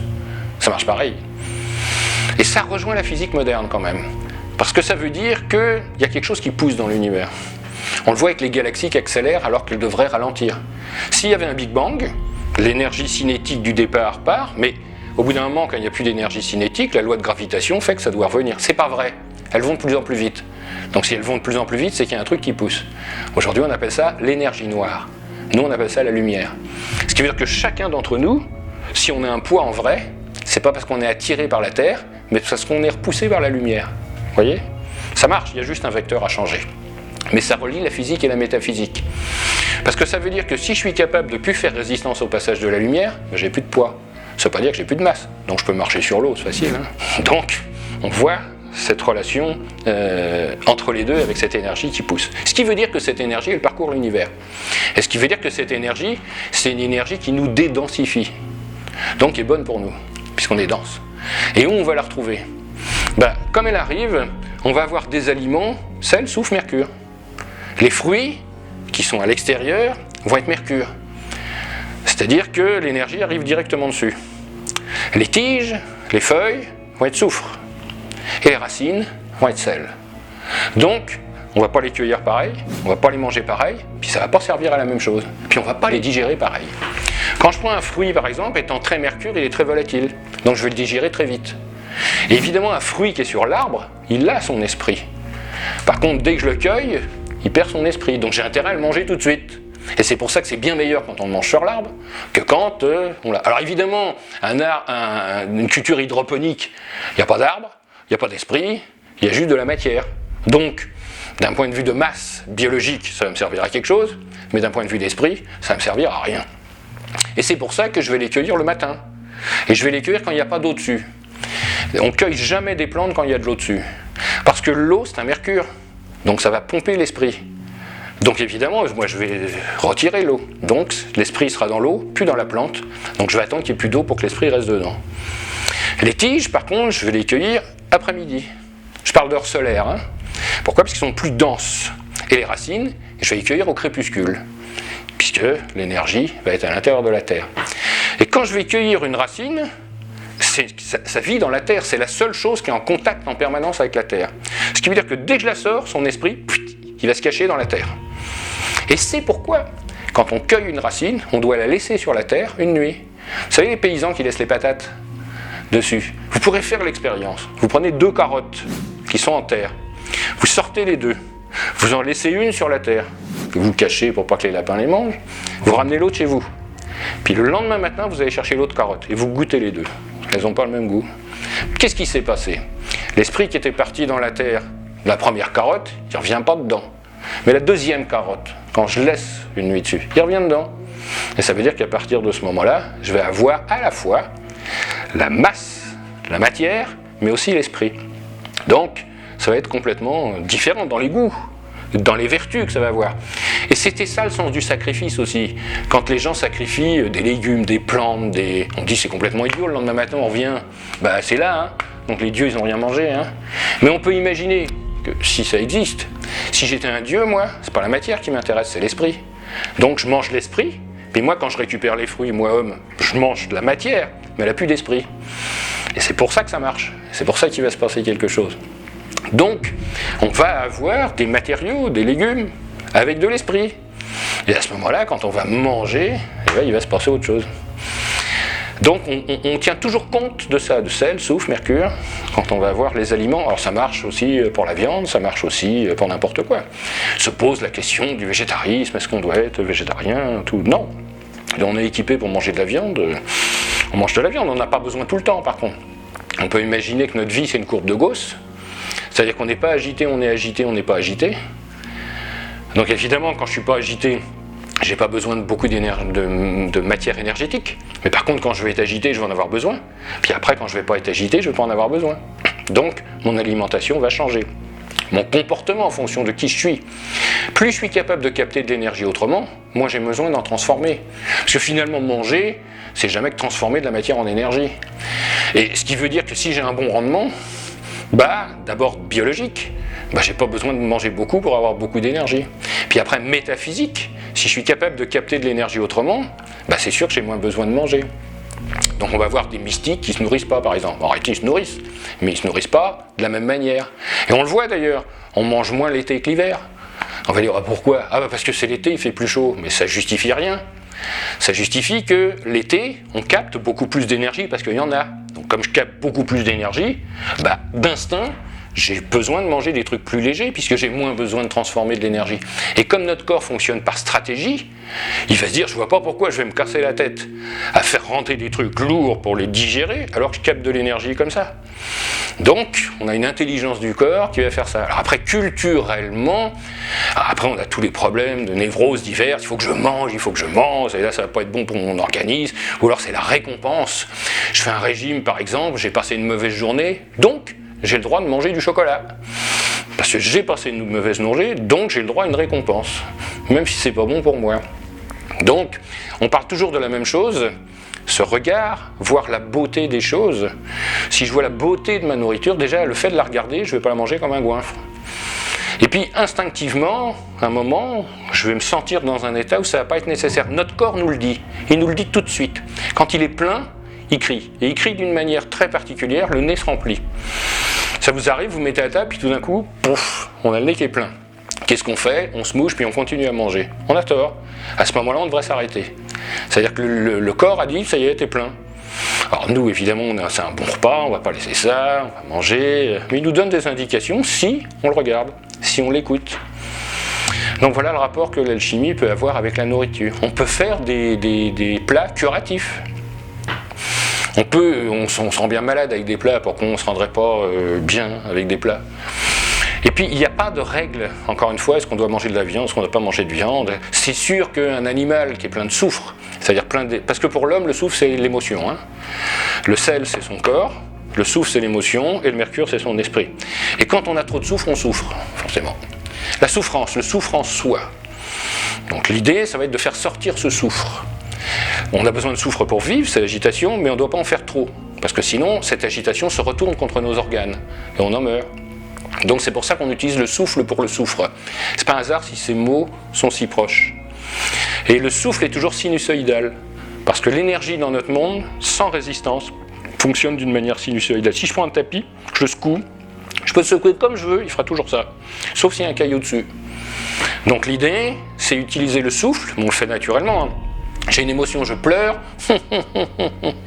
je ris, j'ai un spasme, donc c'est toujours le souffle. Et on va faire un échange de souffle et de soufre en permanence. Alors nous, dans notre société, au lieu de régler notre problème nous-mêmes, on le refile à quelqu'un d'autre. C'est la patate chaude, papier collant, on appelle ça la culpabilité. On joue qu'avec ça. Moi, je veux pas traiter mon souffle, je vais dire c'est de ta faute, pof, c'est l'autre qui va le prendre. Les enfants font ça naturellement. Je lui dis un truc qui lui plaît pas, il fait... Alors évidemment, quand il fait ça, ça m'énerve. C'est normal, parce qu'il vient de me rebalancer du souffle, moi. Et cette énergie n'a que deux manières de sortir, thermique ou dynamique. Ça chauffe ou ça bouge. C'est la première loi de thermodynamique de l'univers. Donc, il m'envoie cette émotion, j'ai deux possibilités, ça chauffe, je deviens tout rouge. Dynamique, je lui mets une tarte. En réalité, je viens de lui rendre le soufre qu'il vient de me faire. Et lui, qu'est-ce qu'il fait ? Il braille. Donc ça veut dire qu'il me renvoie le soufre. Alors évidemment, moi je m'excuse, mais je peux le faire que parce que je l'ai fait. Parce que maintenant, j'ai plus de souffle. Et ça marche dans des choses banales de tous les jours. Vous allez au théâtre, par exemple, la pièce vous a plu, vous applaudissez. Mais applaudir, c'est jamais que renvoyer du souffle. Alors eux, ils en veulent pas, ils saluent. Donc moi, je rapplaudis. Puis ils saluent. Puis quand on a épuisé le soufre, on n'applaudit plus, il salue plus, puis tout le monde rentre chez soi. Mais si ça ne nous plaît pas, on jette des tomates, c'est pareil. C'est une manière de renvoyer le soufre. Donc on va toujours avoir ce rapport entre le souffle et le souffle à l'intérieur de notre corps. Donc l'idée, c'est d'être capable d'exprimer son souffle plutôt que le garder en permanence. Et donc on va utiliser des tas de techniques, des tas de méthodes, alors quelquefois psychanalytiques, mais nous on ne fait pas ça. C'est un peu le principe aussi de l'alchimiste, il invente un truc, il pratique ce truc, puis il le donne, puis il va faire autre chose. Alors la trame, j'ai inventé ça dans les années 80 parce que je travaillais déjà au laboratoire, au Creuset, et je me suis rendu compte qu'on peut purifier la matière. Et je me suis dit, si ça marche sur la matière, ça doit bien marcher sur l'homme. Puisque finalement, pour moi, encore une fois, tout ce que je dis n'engage que moi, hein, une maladie est une résistance au passage de l'information. Donc, pourquoi? Notre corps, quand même, il est cohérent. Hein. Je rappelle que notre corps, c'est 40 milliards de cellules, à peu près. Je parle juste des animaux, là. Je parle même pas des végétaux et des minéraux qui sont dans notre corps. Hein. Ça veut dire qu'il y a plus de cellules dans notre corps que d'habitants sur la Terre. Chacun de nous. Hein. Et puis, je ne sais pas si vous avez essayé de faire déjà une réunion de 10 personnes pour la semaine d'après. C'est pas facile, hein. Nous, on réussit à réunir 40 milliards de cellules. Quand je me réveille le matin, j'ai quasiment la même tête que le soir. Donc c'est incroyable. Et il y a forcément un plan qui dit à chaque cellule, voilà quelle est ta place et voilà à quoi tu sers. C'est obligé. Sinon, on serait une masse de n'importe quoi, et puis il y aurait des bouts qui partiraient dans tous les sens. C'est tellement vrai que si je prends une poignée de mes cellules, puis que je leur donne à manger, elles vivent très bien sans moi. Hein. Donc, pourquoi elles restent? Puis pourquoi, quand je suis mort, elles s'en vont? C'est comme si c'était une copropriété, avec des bestioles qui étaient de partout et qui se sont dit ça serait vachement plus sympa de rester ensemble que de vivre chacun de notre côté. Et c'est sans doute comme ça que ça a commencé. Il y a eu des cellules qui étaient semblables, puis il y en a deux qui se sont dit ça va être cool d'être ensemble parce qu'on va être plus fort. Puis celles qui étaient autour ont dit ah c'est génial votre truc, on peut venir. Donc, tac, on fait un truc. Mais après il se pose un problème, c'est que ceux qui sont dedans ne voient pas ce qu'il y a dehors. Alors elles disent, moi je reste pas là, je m'en vais. Alors il y en a qui disent, attendez, on va se calmer. Moi je suis une cellule extérieure, je vois bien, je vais rentrer à l'intérieur, je vais vous raconter ce qui se passe, puis après je vais ressortir, puis je vais revoir. Mais il faut que ça aille vite, hein, parce que sinon s'ils mettent 2 heures pour arriver, les événements. Et on vient d'inventer le système nerveux. Alors après, celles qui sont à l'extérieur se disent, on mange, il y a plein de trucs, mais celles qui sont dedans, on meurt de faim ici, on reste pas. Hein. Attendez. Alors il y en a d'autres qui disent, nous on va prendre à manger, puis on va vous l'amener sur notre dos, puis en passant on va faire pardon, je vous l'amène, on vient d'inventer le système sanguin. Et ainsi de suite. Donc on voit que la colonie se crée, se spécialise en fonction de ce qu'on a besoin de faire. Et quand il n'y a plus à manger à un endroit, il faut bien se déplacer. Donc il y a des cellules qui vont porter les autres, puis qui vont dire allez les copines, on y va, puis on va tout. Et on vient d'inventer un système locomoteur. Et c'est comme ça qu'on s'est construit. Donc de plus en plus complexe, parce que l'adaptation au milieu l'a fait, et parce qu'il y a une évolution aussi. Je me suis toujours posé la question, mais pourquoi les animaux, leur seule philosophie c'est manger ou être mangé? Donc c'est pas très intéressant, hein, comme pour trouver la lumière. Mais si, parce que manger quelque chose, en réalité, c'est pas le détruire, c'est l'intégrer à sa colonie. Nous, on est plein, ici j'ai un bout de carotte, ici un morceau de viande, ici un truc, tout ce que j'ai mangé, je l'ai décomposé pour le recomposer. Donc, finalement, j'associe plus grand. Et l'évolution, c'est qu'on va associer de plus en plus grand jusqu'à être capable de passer au-dessus. On ne peut pas quand on est petit, puis plus on est gros, à un moment, il y a une transition qui se fait et il peut se passer autre chose, on peut changer de monde, changer d'univers. Donc on a une évolution horizontale et ensuite une évolution verticale. Nous, il se trouve qu'aujourd'hui, on fait le pont. Le pontife, pas le pontifiant, j'espère. Et donc on va faire ce passage. Donc cette colonie-là, pour rester cohérente, il y a un plan. Et il se trouve que pour certaines circonstances, par exemple j'ai trop d'émotions, je ne sais pas où les mettre. Et ces émotions, elles vont se cristalliser, c'est de l'énergie, hein. L'énergie ne peut pas disparaître comme ça, hein. Donc elle va se cristalliser par exemple dans un muscle. Et évidemment, si elle se cristallise dans un muscle, les cellules qui sont là, toute l'énergie qui arrive, ça les énerve. Hein. Donc je vais faire une inflammation, je vais faire une agitation. Puis après, ça va faire des cailloux qui sont à différents endroits. Et dès l'instant que j'ai un caillou à un endroit, le signal, il ne circule plus. Si je secoue mon tapis et que je mets un caillou, je vais secouer, l'onde va bien aller jusqu'au caillou, mais ça ne va pas aller plus loin. Mais ce qui veut dire qu'il n'y a plus de message maintenant à cet endroit. Alors les cellules qui sont dessous, elles se disent, il n'y a pas d'ordre, il n'y a pas de patron, on va vivre notre vie. Donc elles décident soit de rien foutre, l'organe cesse de fonctionner, soit de faire ce qu'elles ont envie de faire. Donc elles font n'importe quoi, qui n'a plus rien à rapport avec le corps. Donc l'idée que j'ai eue à ce moment-là, c'est de dire, et si je secouais le tapis suffisamment fort? Si je secoue le tapis, le caillou s'en va, l'onde revient, les cellules sont là, et disent, un message, et je refais. Voilà, c'est ça la trame. Et donc j'ai fait essai-erreur. C'est-à-dire que je sais que nous sommes tridimensionnels, on n'est pas plat, que l'onde circule de 3 manières, forcément, comme ça, et comme ça. Donc par conséquent, comment je vais secouer le tapis selon ces 3 axes? Alors j'ai essayé des gestes. Et il faut savoir que ce n'est pas du massage. C'est pas mécanique. C'est induire une onde.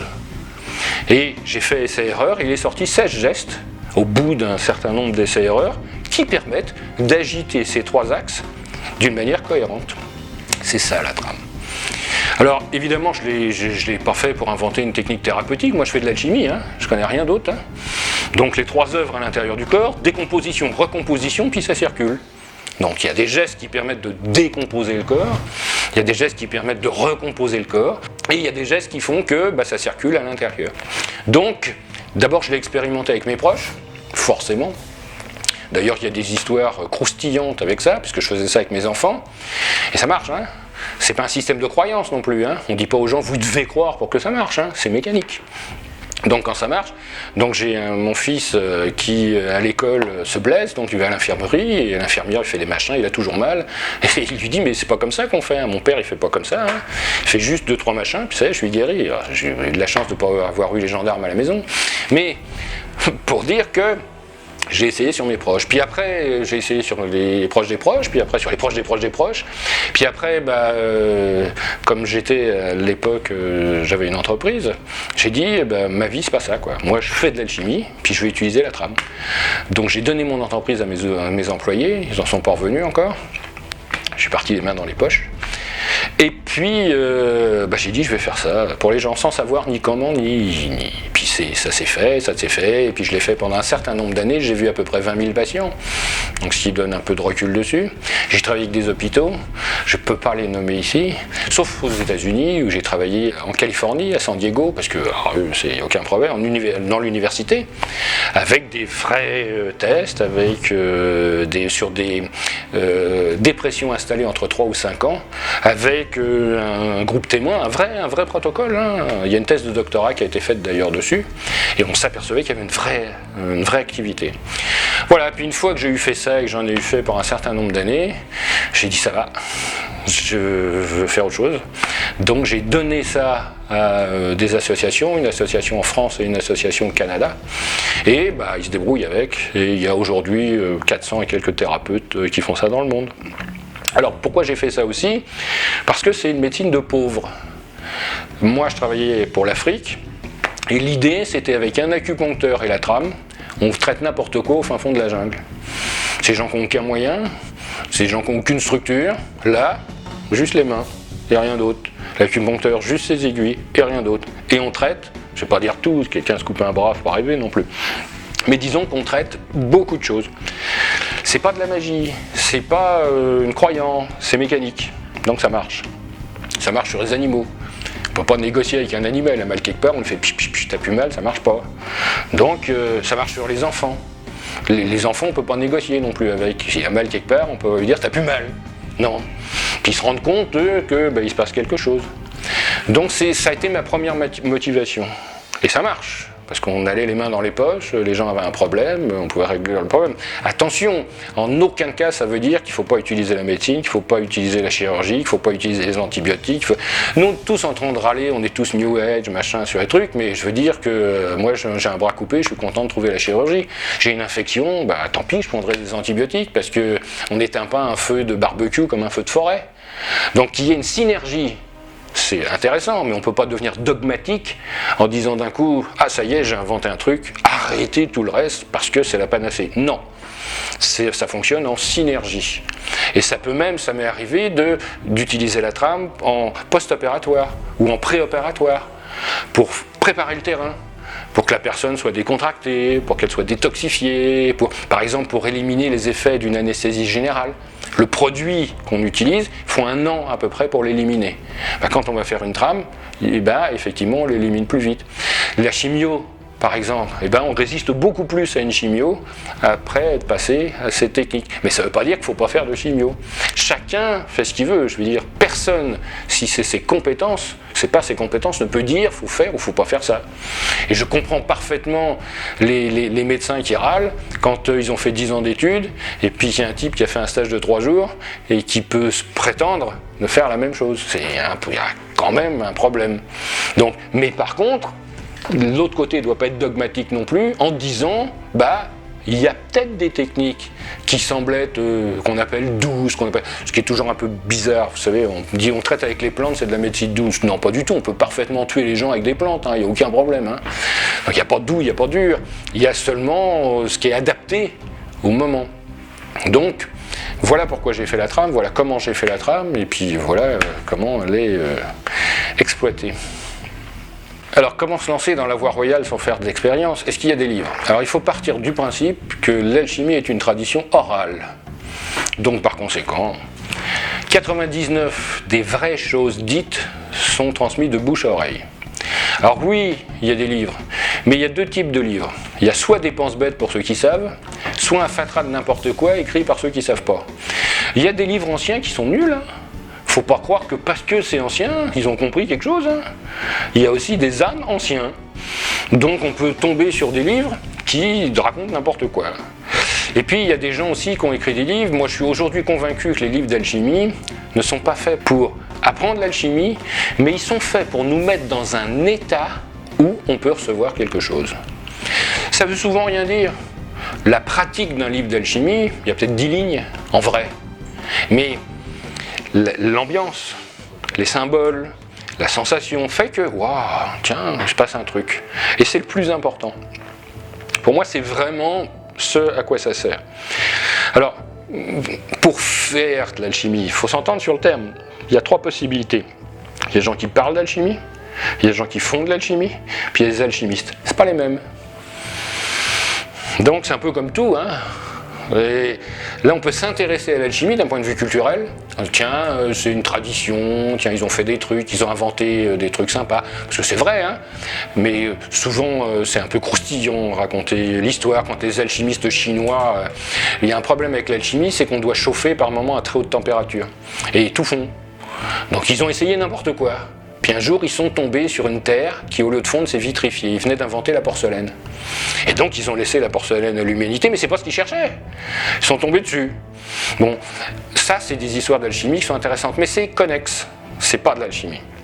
Donc, si on veut être un alchimiste, il faut commencer par la philosophie de l'alchimie. Quand on parle de pierre, on parle de pierre philosophale, on ne parle pas de pierre technique. L'alchimie s'appelle le grand art pour la grande méthode. Donc on ne va pas apprendre une méthode. Est-ce qu'on peut décider que quelqu'un devient un grand artiste? Non. Il peut faire une école de dessin, il va avoir des justes proportions, mais c'est pas pour ça que ça va être un génie, que ça va lui tomber dessus. Il faut qu'il y ait quelque chose de plus. Et ce quelque chose de plus, c'est pas quantifiable, c'est pas mesurable, on ne sait pas quand ça tombe. Je pense que l'alchimie, le seul but de l'alchimie, c'est d'exprimer la beauté. Donc c'est de voir à travers les choses. Finalement, la pierre philosophale, on l'a dès le début, mais on la voit pas. Mais elle est là. Et je pense que la quête, c'est cette capacité de voir la beauté en chaque chose. Alors des fois, ça prend une vie, des fois ça prend 6 mois, des fois ça prend 3 mois, des fois il y a des fenêtres qui s'ouvrent. À un moment, il se passe, waouh, là, on ne comprend pas, on a tous les poils qui s'hérissent de partout. Et là, la pierre, elle est là déjà. Alors après, il faut que ça reste. Donc, nous, occidentaux, on va utiliser des méthodes.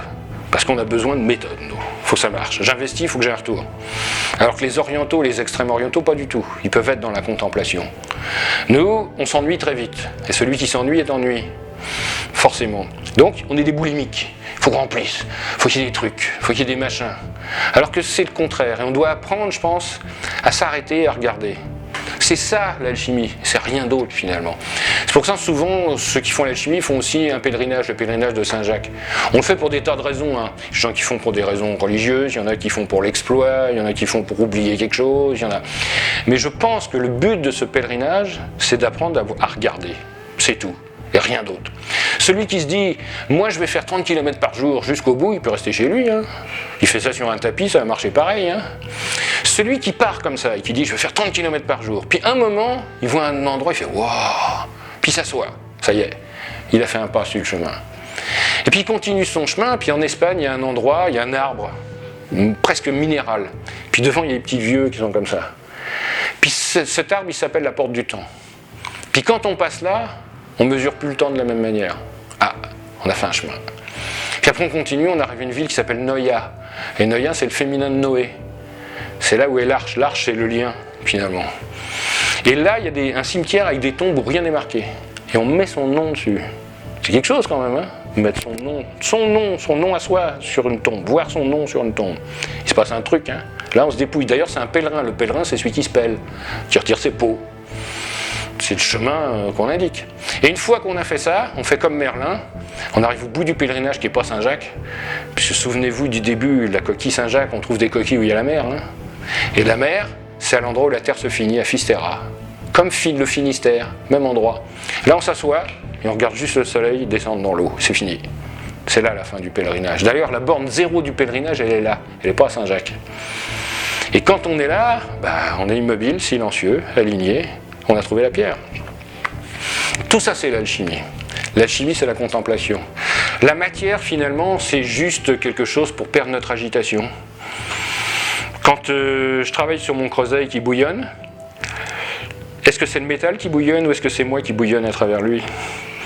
C'est très étrange quand même parce qu'on prend du métal pur, hein, 99%, on met dans le creuset. Et quand on travaille, il y a des scories dedans après. Mais ils viennent d'où les scories? Ils viennent pas du métal, il était pur.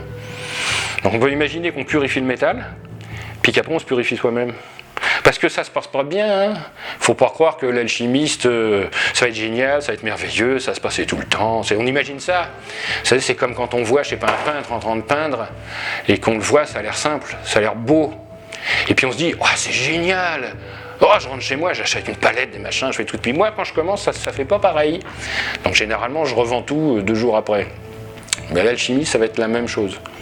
Ça va brûler, ça va sentir mauvais, on va se laisser tomber le creuset sur le pied, ça va pas marcher, ça va pas faire si veut, ça va pas fondre, ça va pas croire que ça se passe bien. Alors nos émotions, notre vanité, notre ego, tout ça, vous imaginez ce qui se passe là-dedans? Puis à un moment, on n'en peut plus, on balance tout, on dit c'est des conneries, tout ça, on ferme son labo, on jette la clé. On dit je reviendrai plus jamais. Puis les émotions passent et tombent, puis 2 jours après, on vient rôder autour. On se dit ça sera peut-être le bon jour. Puis on prend la clé, et puis on rentre dans le laboratoire, puis on recommence.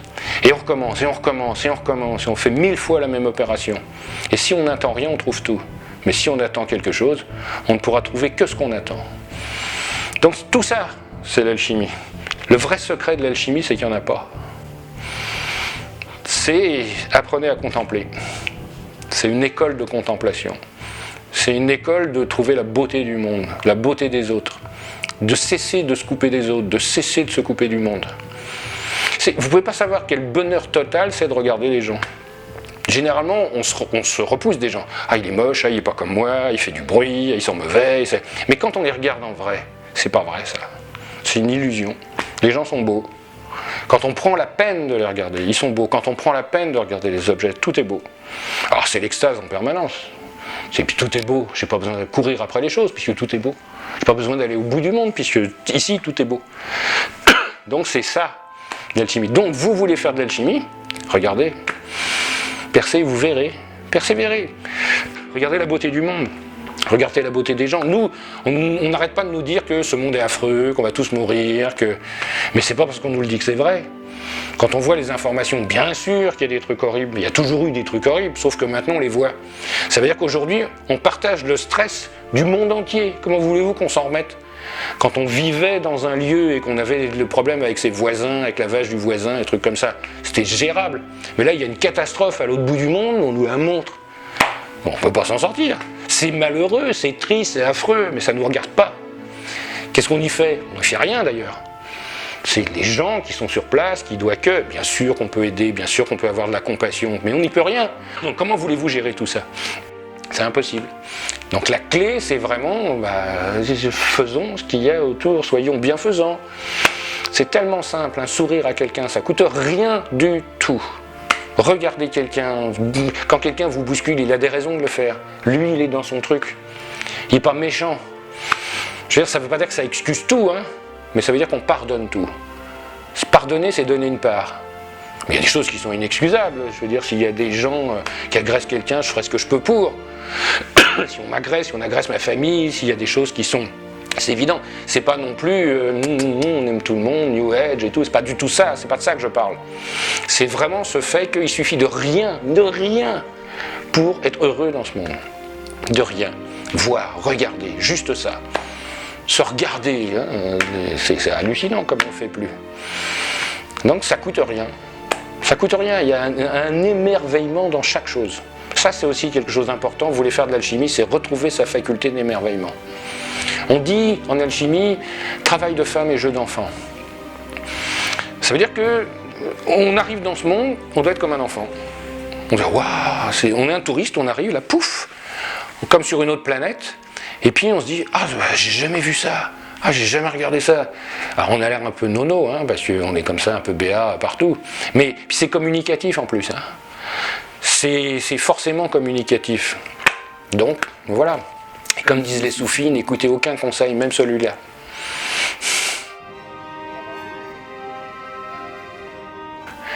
Alors évidemment, on n'a pas un chapeau pointu, une grande barbe, notre laboratoire, il n'est pas au fond d'une cave, mais on a la même aspiration, on fonctionne de la même manière, on fait partie d'une tradition, on respecte la parole des anciens, on a des livres anciens, et pas des livres modernes, parce que souvent les gens écrivent dessus pour faire de l'argent, et alors que nous on cherche de l'or, vous voyez, donc ça ne peut pas le faire.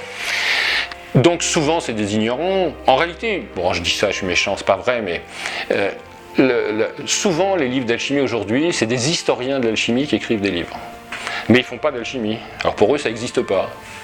C'est comme quelqu'un, un non-croyant qui fait des livres sur l'histoire des religions. C'est respectable d'un point de vue intellectuel, mais en aucun cas ça conduit sur une voie. Donc il faut savoir que cette voie elle existe toujours, qu'elle se transmet toujours, qu'elle se transmet comme elle s'est transmise, que c'est une voie bonne, altruiste. On apprend comment aimer le monde, comment être bon, parce que finalement ça sert à ça. Et ça nous permet de nous rendre compte finalement que l'enfer et le paradis n'existent pas, ça dépend du regard qu'on a. C'est ça finalement la finalité. On peut trouver tout beau, tout extraordinaire, tout merveilleux. Pour ça il faut apprendre à regarder de nouveau. Plus on regarde plus jamais rien. Je me promène dans le métro, je vois les gens qui sont le nez sur leur portable, mais personne ne se regarde. Alors que les gens sont beaux en vrai, mais ils sont beaux quand on les regarde. Les objets sont beaux, ils sont beaux quand on les regarde. Et retrouver la beauté du monde, c'est la quête de l'alchimiste, en vrai. C'est le bonheur. Et le bonheur, c'est la bonne heure. Et la bonne heure, c'est le moment présent. Parce que quand on fait un cadeau à quelqu'un, c'est toujours un présent.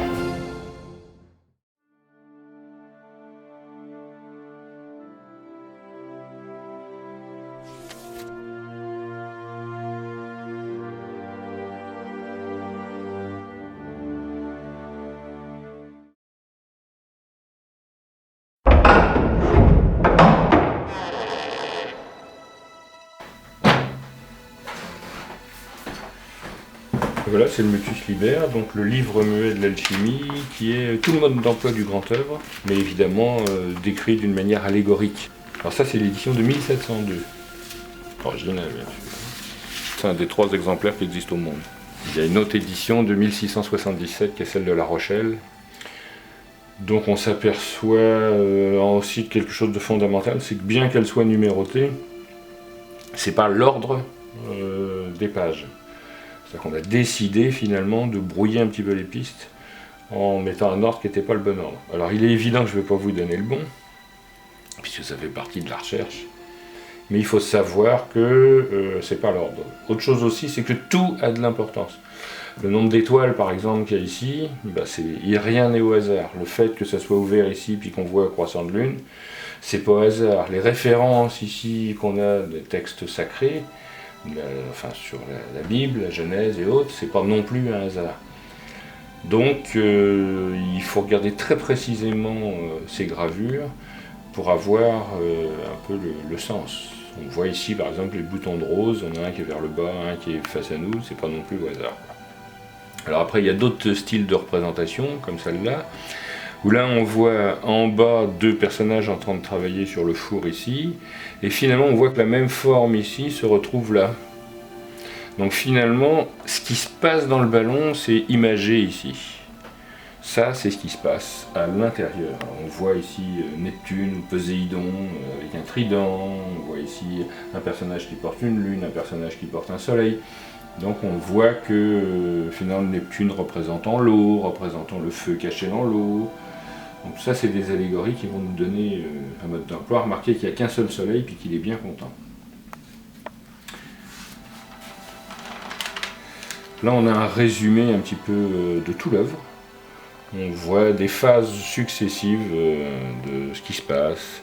Alors, il y a plein de détails. Ici, il y a des oiseaux qui sont en train de voler, on les voit monter, c'est comme s'ils s'envolaient, puis un oiseau il s'envole, puis il se pose. Donc c'est une allégorie du solvay et coagula, ça s'évapore et ça se cristallise. Et puis on a des espèces de jeux, un peu de pistes, où on voit ici il y a un pêcheur, mais en réalité le pêcheur vient jusqu'ici, il attrape une sirène. Donc on ne le voit pas directement, mais on voit que le but du pêcheur c'est d'attraper la sirène. On voit ici un paon qui est en haut, on voit ici une rose, enfin des roses qui apparaissent, on voit ici un bélier et un taureau, avec des constructions derrière. Donc ça c'est des indications de saison entre le bélier et le taureau, c'est maintenant mars, avril, mai. Donc, vous voyez, on a un petit peu toutes les informations et ça se fait entre la lune et le soleil. Le recueil de la rosée, voilà, c'est complètement clair. Alors remarquez que toute cette partie-là, on la retrouvait cachée ici, à l'intérieur. Donc on voit bien que c'est le résumé de l'œuvre. Là c'est très pratique, hein. On a mis des draps sur des piliers, des poteaux, et puis on attend que la rosée, et pourquoi c'est la rosée? Parce que c'est entre la lune et le soleil, donc c'est à l'aurore, entre le moment où le soleil se lève et la lune se couche, pardon. Et puis on voit que c'est entre le bélier et le taureau, puisqu'on les voit ici, puis on voit qu'ils récupèrent l'eau, ici, puis qu'ils les mettent dans un grand plat. Alors après ça peut être une allégorie, peut-être que c'est de la vraie rosée, peut-être que c'est pas de la vraie rosée. En tout cas, c'est quelque chose à capter qui descend du ciel. Alors là, on voit qu'on a récupéré le liquide, que ce liquide on évapore, on récupère ce qui a été évaporé ici, puis à l'intérieur du ballon ici, on voit qu'on gratte, et qu'on gratte, ici on a des sels. Et ces sels, évidemment, on les donne à un drôle de personnage, lunaire, qui est en train de tenir un enfant. Et puis on voit que le ballon qu'on avait mis de côté ici, il n'est pas perdu, hein, puisqu'on a récupéré des sels d'un côté, mais on va récupérer le contenu du ballon qu'on va mettre dans un four, mais c'est pas directement sur la flamme, puisqu'on voit que le four chauffe ici et que c'est l'air chaud qui va arriver ici. Donc c'est des modes d'emploi très pratiques. Hein. Alors on voit d'autres modes d'emploi qui semblent être la même chose, puisqu'on a récupéré des choses qui étaient là-dedans, qu'on mélange avec un liquide qui était d'un autre côté, et puis il y a des choses qui apparaissent à l'intérieur, on récupère des sels. Là on voit le symbole des sels, c'est ces espèces comme des petits tas qu'on voit ici, alors qu'ici on voit une fleur. Puis on voit un personnage, alors il faut savoir que ce personnage il est martial. On voit c'est un guerrier, hein. Et puis il est solaire, donc tout ça, ça va nous donner des indications métalliques, puisque les métaux finalement on les nomme jamais par leur nom, mais par les dieux qui les représentent. Donc par exemple quand on parle de Mercure, on verra le dieu Mercure, quand on voit de l'argent, ça sera la lune. Là c'est une autre opération de l'œuvre, on voit qu'on a récupéré des sels, hein, ces petits tas de sels qui sont là, on les a mouillés avec un liquide, et puis une fois que c'est mouillé avec le liquide, on le remet dans le ballon, et puis on le remouille, et puis on gratte, on voit que c'est des opérations successives. Ça c'est le mode d'emploi, puis ça c'est ce que ça fait. On voit Saturne qui mange les enfants, ensuite c'est toujours Saturne qui mange ses enfants mais qui est arrosé par quelque chose. C'est toujours Saturne qui mange ses enfants mais qui coupe quelque chose, et puis on a une femme lunaire. Donc c'est des modes d'emploi. Là encore une fois on voit une coupe, c'est la coupe de ce qui se passe en bas, et là on voit qu'à l'intérieur c'est plus Neptune, c'est plus Poséidon, c'est Mercure. Donc c'est autre chose, et puis on a toujours le soleil et la lune, on voit qu'il est là, et on voit que le soleil qui est ici il est moins souriant. Et puis on voit des oiseaux ici. Ces oiseaux qui semblent dire c'est des volatiles, ça redescend. Puis on a des oiseaux ici qui tiennent dans le bec des rameaux. Ça tombe bien, hein, puisque c'est la saison des rameaux. Là on voit encore le recueil de quelque chose. Il y a des plats ici qui recueillent quelque chose, c'est pas des draps cette fois. Et puis ce qu'on a recueilli, on le met dans les ballons et on le présente à Mercure.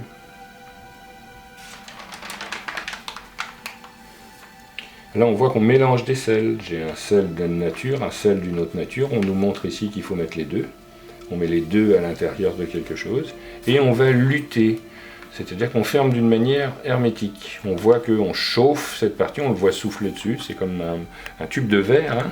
On le chauffe, puis après, hop, on va le serrer, le pincer. Ensuite, une fois que ça c'est fait, on met ça dans le four, et là c'est ce qui se passe dans le four. En réalité, ce qu'on voit ici, c'est la coupe de ça, qu'on voit face à nous. Et ça, c'est ce qui se passe. On voit c'est un mariage entre deux personnages, une femme lunaire et un homme soleil. Alors là, c'est quelque chose qu'on semble avoir déjà vu, hein, puisqu'on a déjà vu les oiseaux, on a déjà vu Mercure avec nos personnages. Mais regardez la tête du soleil, il a changé d'attitude, il regarde ailleurs. Et puis ce qu'on voit dessous n'est plus tout à fait pareil que ce qu'on voyait. C'est une opération qui continue. Et on s'aperçoit ici qu'on chauffe, mais c'est un tout petit feu. Voilà, c'est une gravure qu'on a déjà vue, exactement pareille, sauf qu'elle n'est pas pareille. Par exemple, on constate que les plats sont à moitié pleins, alors que quand on voyait la gravure ici, on voit qu'ils sont complètement pleins. Si je fais passer ici, on voit bien qu'il y a une différence entre les deux. Même si en bas on semble faire exactement la même chose, oui, on fait exactement la même chose, et pourtant il y a une différence. Alors vous voyez que des fois les différences sont subtiles, mais essentielles. Parce qu'on n'aurait pas pris la peine de rajouter une gravure qui ne sert à rien. Là aussi, on voit une opération qu'on a déjà vue. On voit qu'on mélange des sels, on voit qu'on les associe ensemble, on voit qu'on lutte, on voit qu'on met au four, on voit que c'est intérieur. C'est exactement la même gravure. Sauf que il va y avoir des variantes. Vous voyez, ça semble être exactement la même gravure, mais il va y avoir des variantes. Alors, la variante qu'on peut avoir, déjà les rayons c'est pas les mêmes, hein, on voit autour. Donc ici ils sont beaucoup plus petits, et là ils sont beaucoup plus rayonnants. On voit que la coupe de l'œuf ici, elle est beaucoup plus grande. Et surtout, on voit qu'il y a des chiffres qui n'apparaissent pas là. Donc ça veut dire que c'est pas tout à fait la même opération. Celle-là, c'est ce qu'on appelle la multiplication. Ça, c'est pour obtenir la pierre. Ça, c'est une fois qu'on a la pierre, on va multiplier, c'est-à-dire qu'on va lui donner une capacité de plus en plus grande à chaque fois.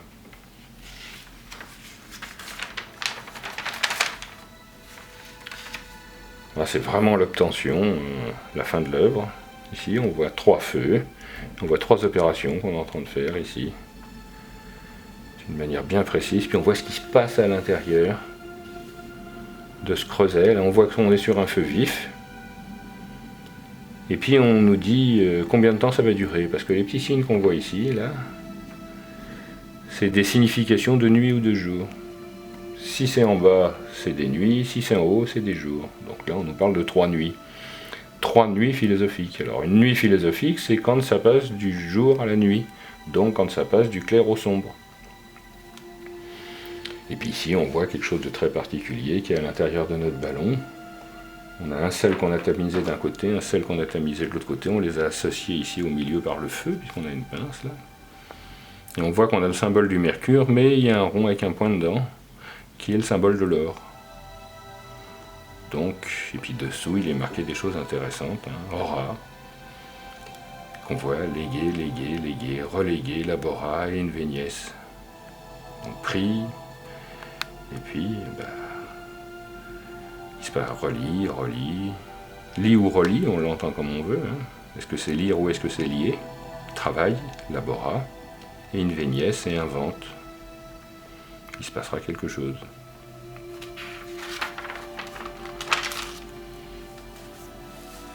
Alors ça c'est un résumé de l'œuvre, en réalité, ça c'est pas ça serait mieux au début qu'à la fin, même si on le trouve à la fin. On voit qu'on a un personnage qui est couronné, donc avec des personnages qui portent des passiflores, hein, la fleur de la passion. Et puis on voit l'homme et la femme qui ont travaillé, la lune et le soleil qui sont partis d'un cadavre finalement, d'une terre morte.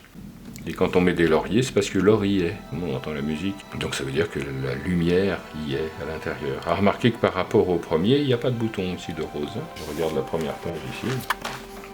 Ça semble être la même chose, mais on voit que c'est plus abouti ici. On voit que les feuilles sont plus bronzes, qu'on a des roses. Là, c'est juste des petits boutons qu'on a. Donc voilà le fameux Mutus Liber.